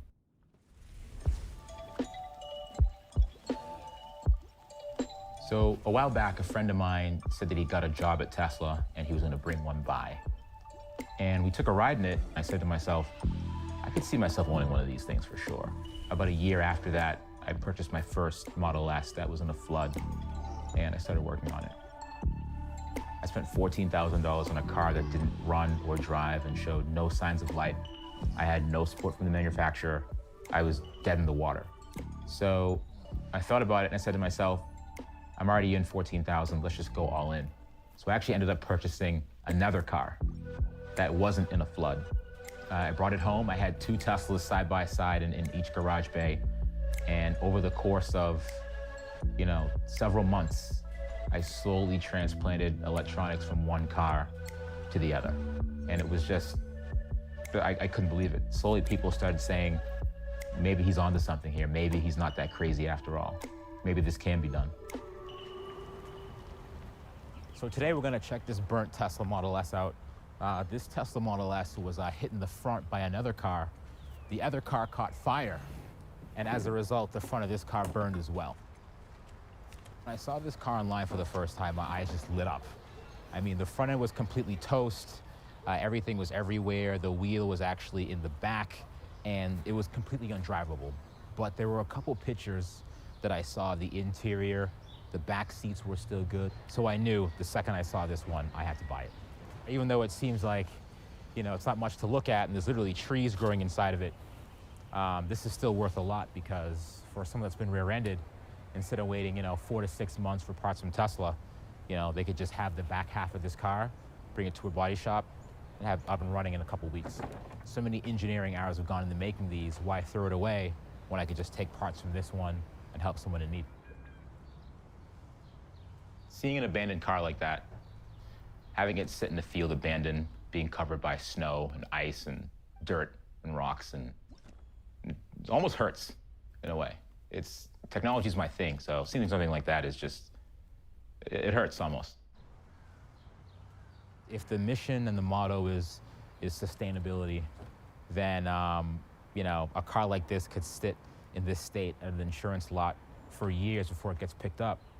My idea is to actually cut the front half of the car, remove some plastics, recycle the aluminum, and then I'll use the back half for a car that was rear-ended that needs fixing.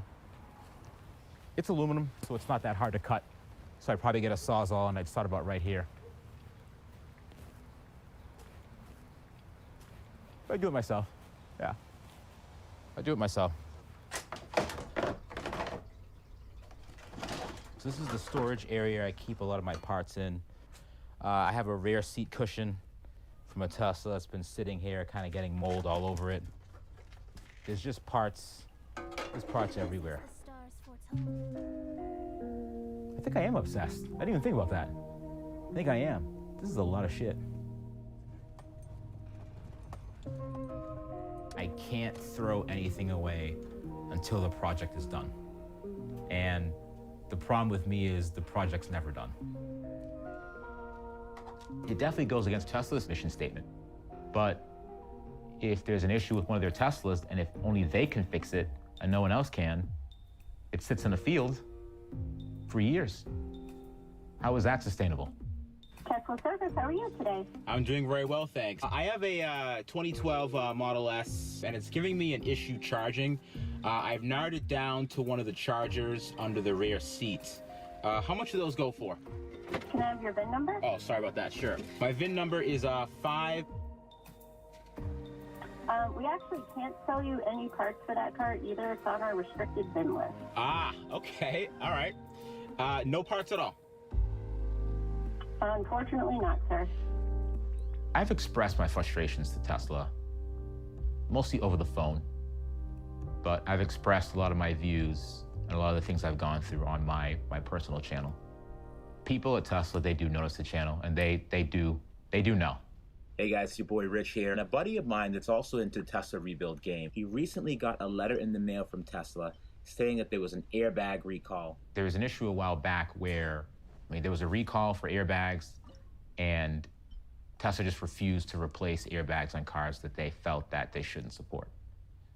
So I made a video saying, what do you guys think? This doesn't seem right to me. Let me know what you guys think about this one in the comment section. Should Tesla be allowed to determine which cars it does and does not service, or should they abide by the NHTSA's rules and make sure that all cars are repaired free of charge?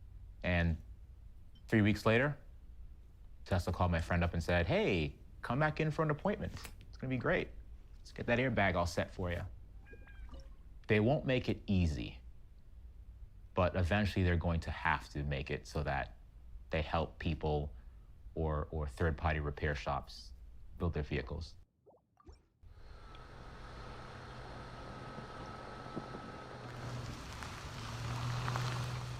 The project that I'm working on right now, it was in a flood, so that motor and that battery, they're just toast.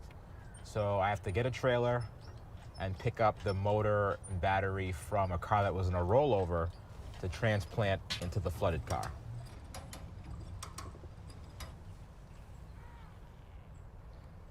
Looking at the front of this battery, it looks like in the crash, the top case may have popped off slightly. It looks like some water got into the battery.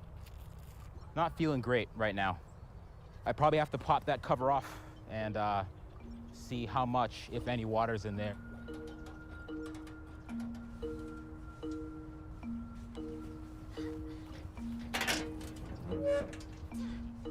I think that there's a quiet revolution starting. It's getting louder and louder, for sure.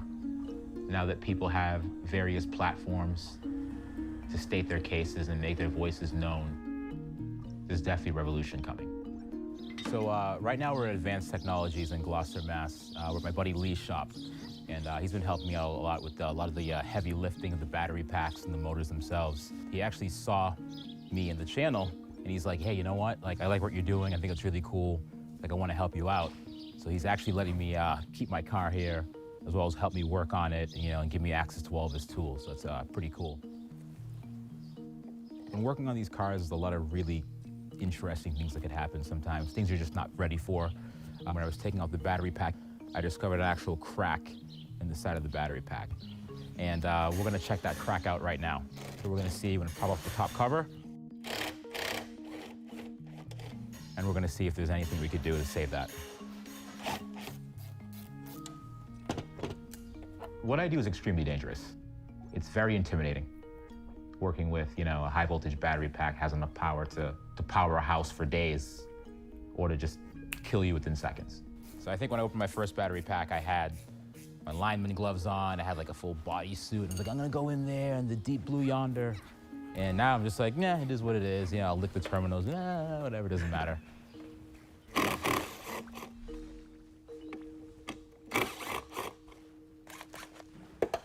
Whoa! Hey, it's your life, not mine.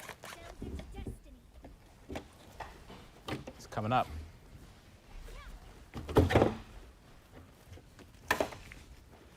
So this is what a Tesla Model S battery module looks like. And there's 16 of these. Each has its own individual section that it kind of lives in, isolated and firewalled from the next one. What I want to do now is I want to actually test the voltage that I'm seeing on these two bricks to see if they're still good. Do you have a voltmeter, Lee? Yeah. Oh, shit. All right, so we're getting 23 volts out of this one, which is good. Yeah, 23.63. Each battery brick is about 24 volts. So the fact that it's that high is definitely a good sign. It looks like those bricks are good. So I feel as if these two modules are good, then I'd feel safe saying that the rest of them are good as well. You know what, Lee? I'm going to put the cover back on and then just kind of loosely tighten it. And then maybe we could start the motor itself. All right. As an individual, Rich is really steering the front line for the backyard mechanic kind of thing, but really learning every inch of Tesla. Other companies can do it, but individuals taking on this task, it's a huge undertaking. Tesla has an image to keep up as a cutting-edge auto manufacturer. And if you do fix your own car and something happens and another Tesla gets into an accident, it's going to make national news. They don't want to see that. I am completely sympathetic with their concerns. It's their brand. I totally get it. But it's not going to stop me. That's not a reason why someone shouldn't do it. Worst case scenario, Tesla reaches out to me and says, you know, send me a cease and desist. Like, stop doing what you're doing. Stop your YouTube channel. Stop doing close-ups of the inside electronics and motors and how they work. They could say that. I'd still do it. Even though it's not the intention, I see myself opening up my own Tesla repair shop. They won't let that happen. But I'd like to do that. I like to help people. This is uncharted territory. This is cutting edge. This is the future.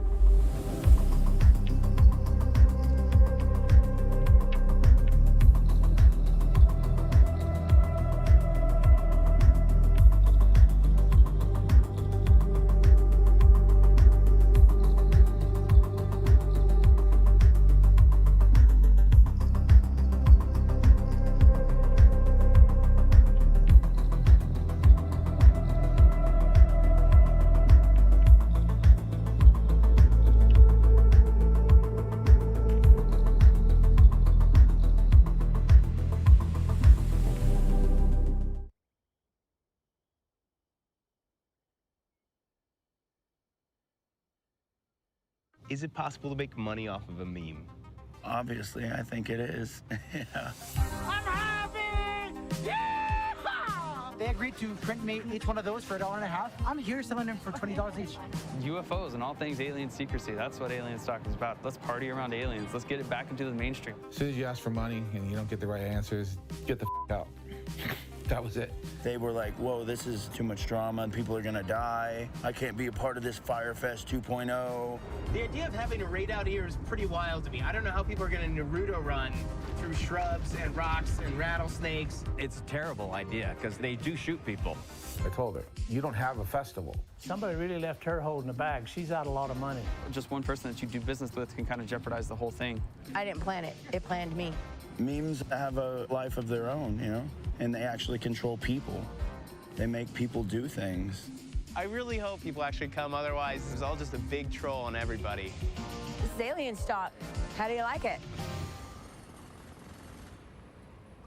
I first heard about the Storm Area 51 Facebook event back in July when it popped up on my feed. The plan was to rush the gates and break into Area 51 to see them aliens. We were immediately charmed, like the rest of the internet, and the prospect of people showing up to raid a heavily fortified military installation caused a full-blown media storm. It was a joke, but one the Air Force is taking seriously. Nearly 1 million Facebook users say they're going to raid Area 51. The number of people who say they're interested just keeps growing. Let's see them aliens. And corporate America wants a piece, specifically Bud Light. Vice wasn't immune to the spectacle, producing several videos playing right into the hype. What do you think they'll find at Area 51? Aliens. And while the event's creator, Maddie Roberts, turned the raid into a music festival that was set to take place in a small town in rural Nevada, many of the locals worried about being overrun by a viral meme. This bad boy is going to be with me, and then we have a couple of radios that we're going to be using. We're going to have a final meeting before this whole thing goes down, and basically the word is going to be, if one of us is in trouble, we'll just radio everybody, and hopefully everybody else will come in and help. I bought property here about 15 years ago, and I started what became the official Rachel website. On the front page right here, we have an update. It says, with less than 2 weeks to go, no visible preparations have been made for this event. No bans have been announced. It is more and more likely to turn into Firefest 2.0. It's a very quiet town. A town of 50 people. There is no infrastructure in Rachel. We have no gas station, we have no store. Most of the roads are dirt roads. There's a little country bar with a little motel attached that is the only business in town. And we don't even know if we're gonna have 500 people show up or if we're gonna have 50,000 people show up. This event has turned so many corners.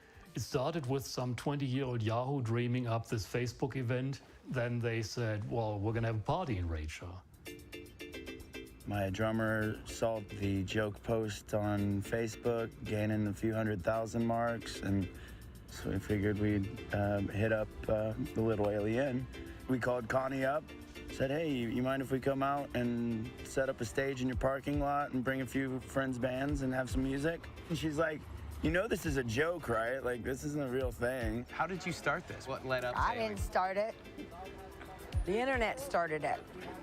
And it just dumped in my lap. Jeremy from Whitey Savage called, said they wanted to play. We were thinking like a little 12 by 12 stage in the parking lot, have a few of our friends' bands come out. A few weeks later, we had a whole nother monster on our hands. And then where did Matty Roberts come into the, what happened there? He came in about maybe a month after we'd talked to Connie to set up something here. He came to Connie saying, hey, let's do an EDM festival. So we were just looking for different places to potentially hold something like this. No plans have been set into place yet. And Connie West had hit me up earlier, like 3 days prior to us coming out to Vegas. It's like, hey, let's plan something. And so we drove out to Rachel, Nevada, just to see what we could do. And then that's where we decided that we were going to plan this thing.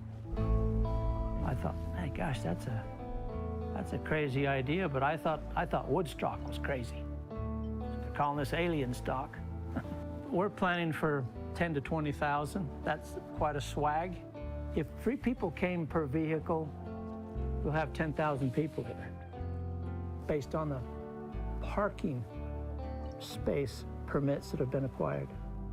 How much money has been poured into this by the county? We have, at this point in time, appropriated $250,000. But we're going to see how it all turns out, because we've busted ourselves silly to provide for basic needs. We're fearful that there's going to be an awful lot of people.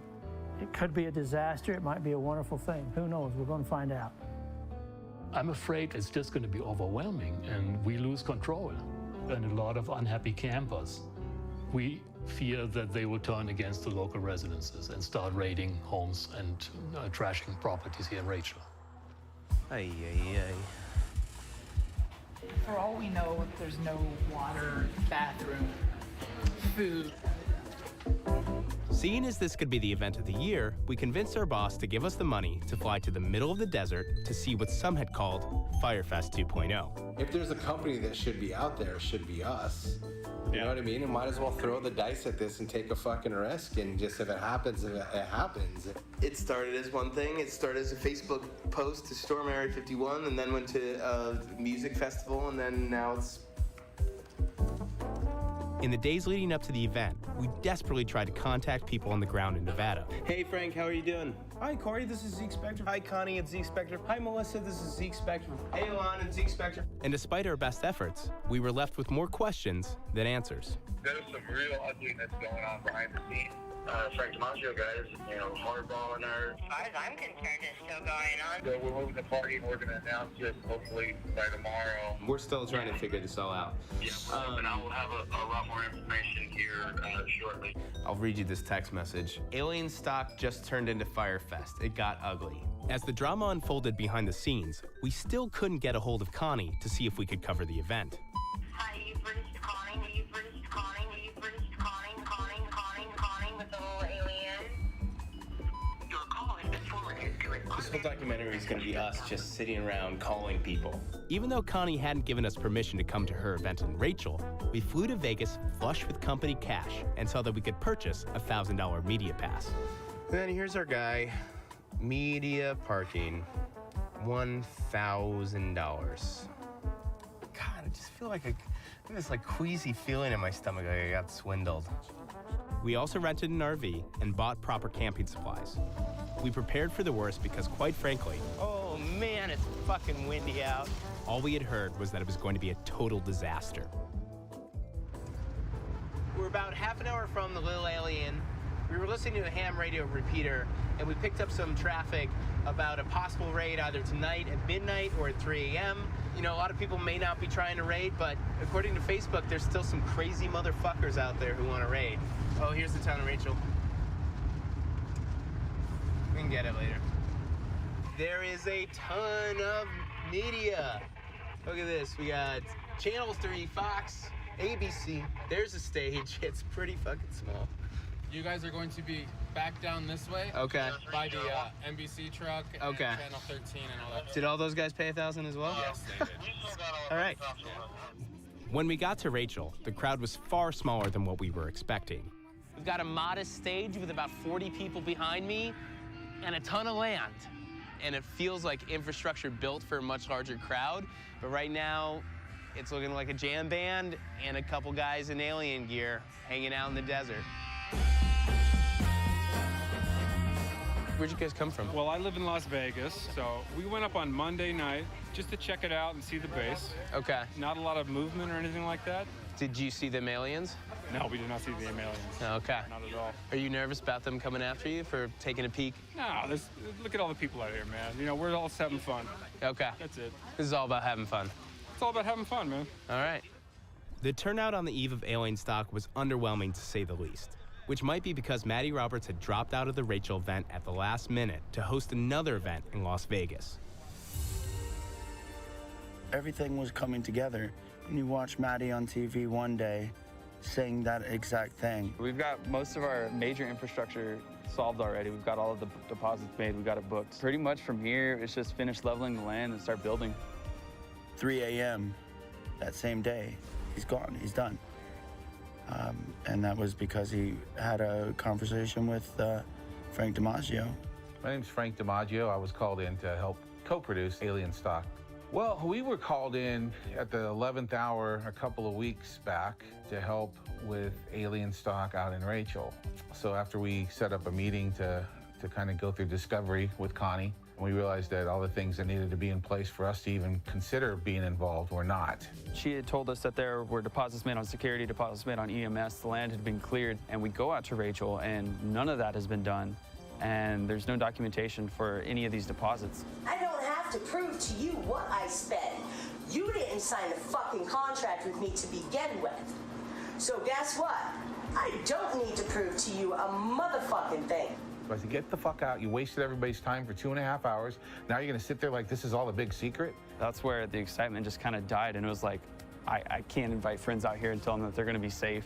The decision to call it off was probably one of the best decisions I've made. So now we moved it to a much safer venue. The people at the downtown Las Vegas Event Center, they were gracious enough to take us in as partners and let me host the Area 51 celebration.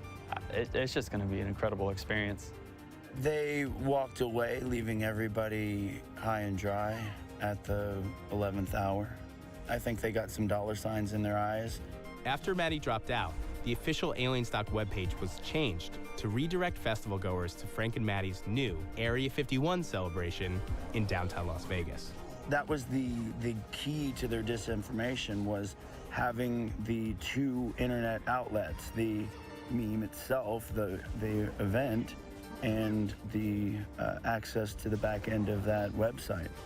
Well, we changed over the website that way we weren't like misdirecting people to Rachel, just because I don't want to be a part of that. It's dangerous. It fucking sucked. It sucked. It was, you know, it was betrayal, and that's how it felt. He pulls out and leaves all this mess he started and created behind him. Well, I'm not impressed. Organizers for Maddie's event in Las Vegas said that 10,000 people had shown up in what was the start of a new enterprise that was revealed that very night. All right, we're back in the RV. We went back and looked at the original Facebook group, and it's now changed to the official Alien Stock Tour. Nightclubs, parties, festivals, meet and greets, and more. Coming to a galaxy near you. It's just so canned. Stand by. Stay where you're at. We're gonna make sure that everyone has the idea that we're not crossing the line. We're just walking up Sniper Hill. It's off the main road from the back gate. It's actually much closer than the back gate. We're down to go. We'll gear up. This is exciting, but can we ride in somebody's car? We just don't want to take our RV up there with us. No problem, man. We're in a small Ford Fiesta, so Okay. just keep that in mind. Everybody warm enough back here? Yeah, I'm good. Thanks, man. I'm kind of like terrified. I mean, it's kind of like nervous, right? Are you guys not nervous at all? Like, like the what you told me before, Scott, is you.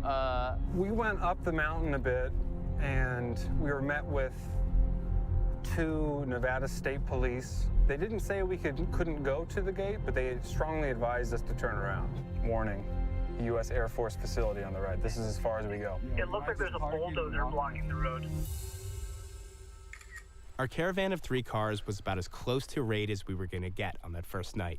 As we took our photos for Instagram, I realized there was never going to be a mass trespassing. And standing under the stars gave us time to reflect on what the real point of this was. Thanks for bringing us out here, Scott. This is no great. worries, guys. Just big curiosity, man. It's the meaning of life. That's all it is. Are we alone?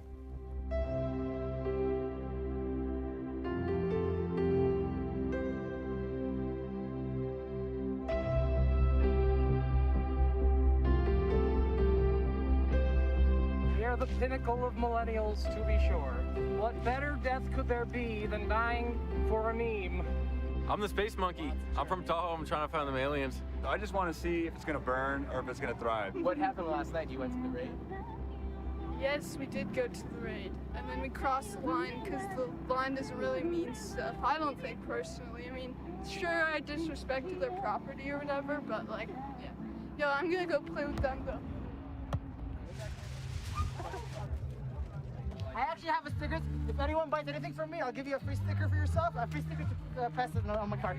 My name is Ali Al-Shiri. Very nice to meet. Very nice to meet you. I'm an international student at the University of Arizona. I'm a senior in computer science. Okay. Look, I'm young and I should be wild. I thought to myself, this is only gonna happen once in a lifetime. On my deathbed, I'm not gonna be talking about my internship. I'm gonna be talking about the day I invaded a military base to start a business. Yeehaw! By Friday afternoon, festival goers were taking impromptu trips to the Area 51 entrances. So we hitched a ride with a guy named Hunter who drove us to the Rachel Gate. Zeke here with Vice today at Area 51. That's right. That's cool. So why did you come out here today, man? I did it for the meme. Everybody was like, oh, you're not really gonna go. It's a meme, right? And then everybody who came here, it's like, your faith was rewarded. You know? You know where the word meme came from?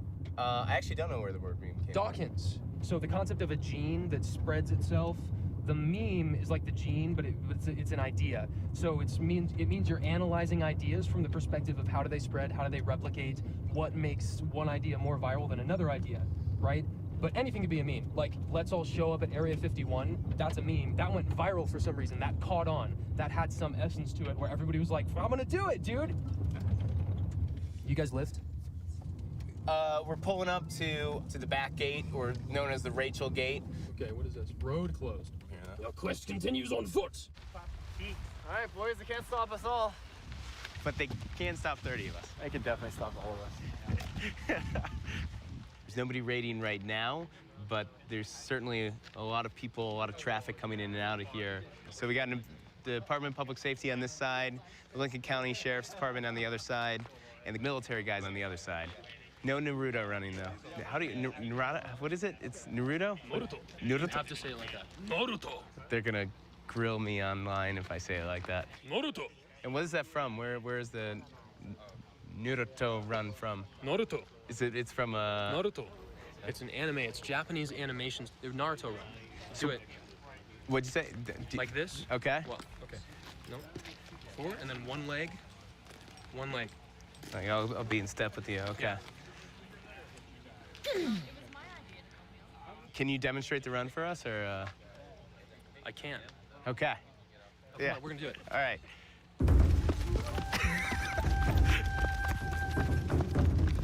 Is this right?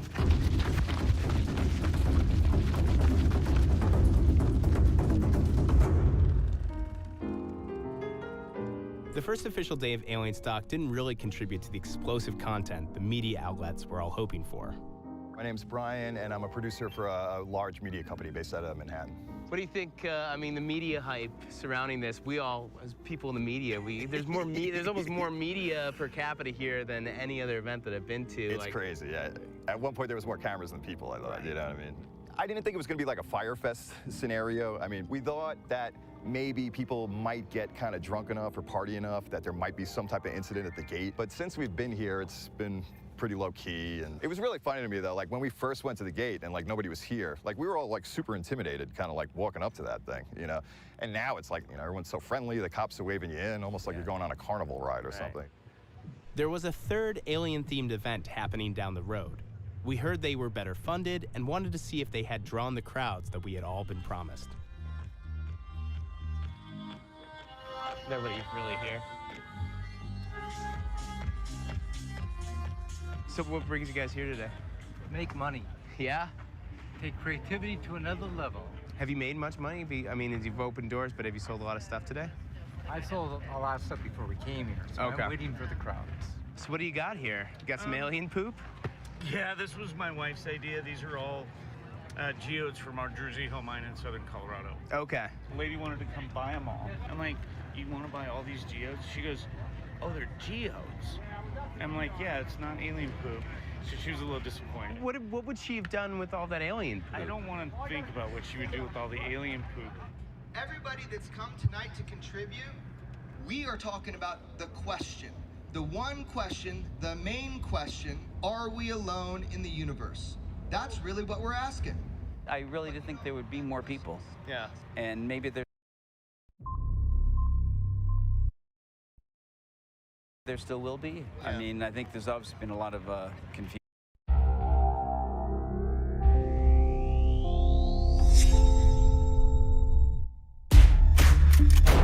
America is a gun culture. It always has been. Today I am carrying a 9mm AK-47. 4 different SIGs that I carry from time to time, so I like all 4 of them. With an estimated 260 to 300 million guns in the national gun stock today, firearms aren't going anywhere. The NRA has led the fight time and time again to protect our fundamental freedom. And it would appear the political will to craft robust nationwide gun control legislation remains dead in the water.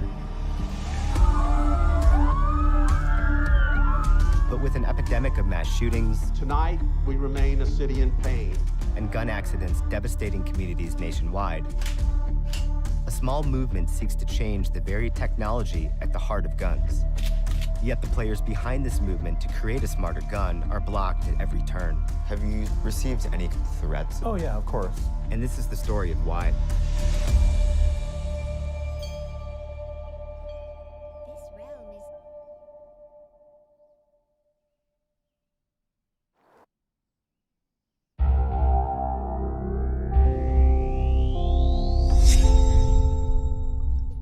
There are basically 2 things which grow in parallel as society evolves, right? There is the power of our technology, and then there is the wisdom of us humans for how to manage the technology. Robot power. If technology grows faster than the wisdom, it's kind of like going into kindergarten and giving them a bunch of hand grenades to play with. The robots are here. Some of them look a lot like us, others not so much. But robots are getting more mobile and smarter by the day, thanks to the US military funding research and development in advanced robots and artificial intelligence. Some people are excited about our evolving relationship with the machines. They're a great tool that humans can use to make their lives better and make the world a safer place. While others are deeply concerned about the dawn of intelligent, killer robots. There is nothing that the US develops in the military sphere that it does not want to weaponize.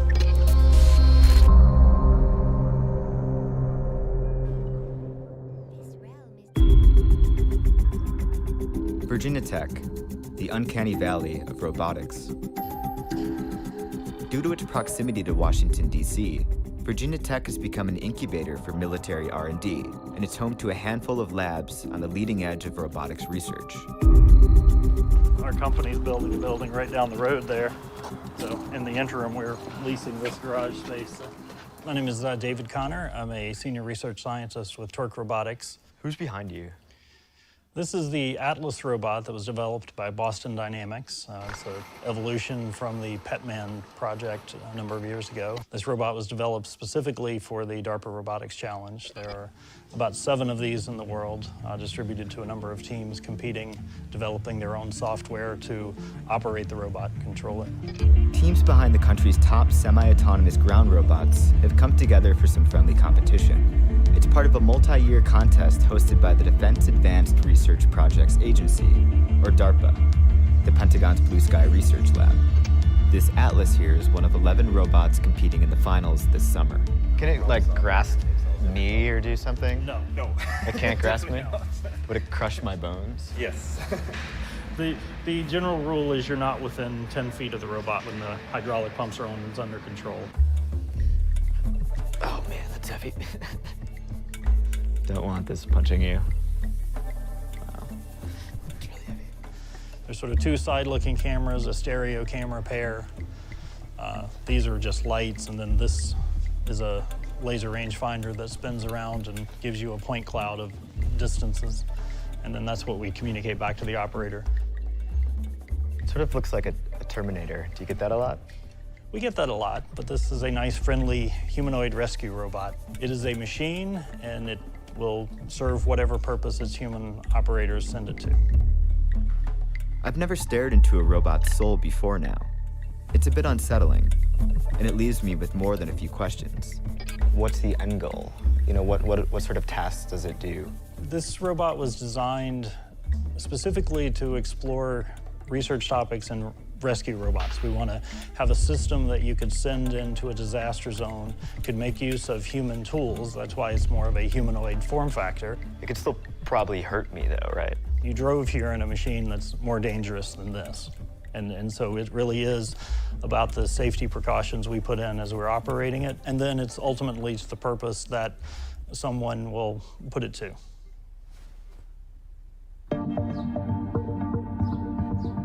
Meanwhile, across campus at the Trek Lab, we meet another robotics team gearing up for the DARPA challenge. How you doing? I'm Brian Latimer, and I'm one of the co-advisors for the Trek Lab. We do robotics and controls for robotic applications. The center of the lab here is the robot Escher. We have about 20 graduate students, undergraduate students working on this robot in all different aspects.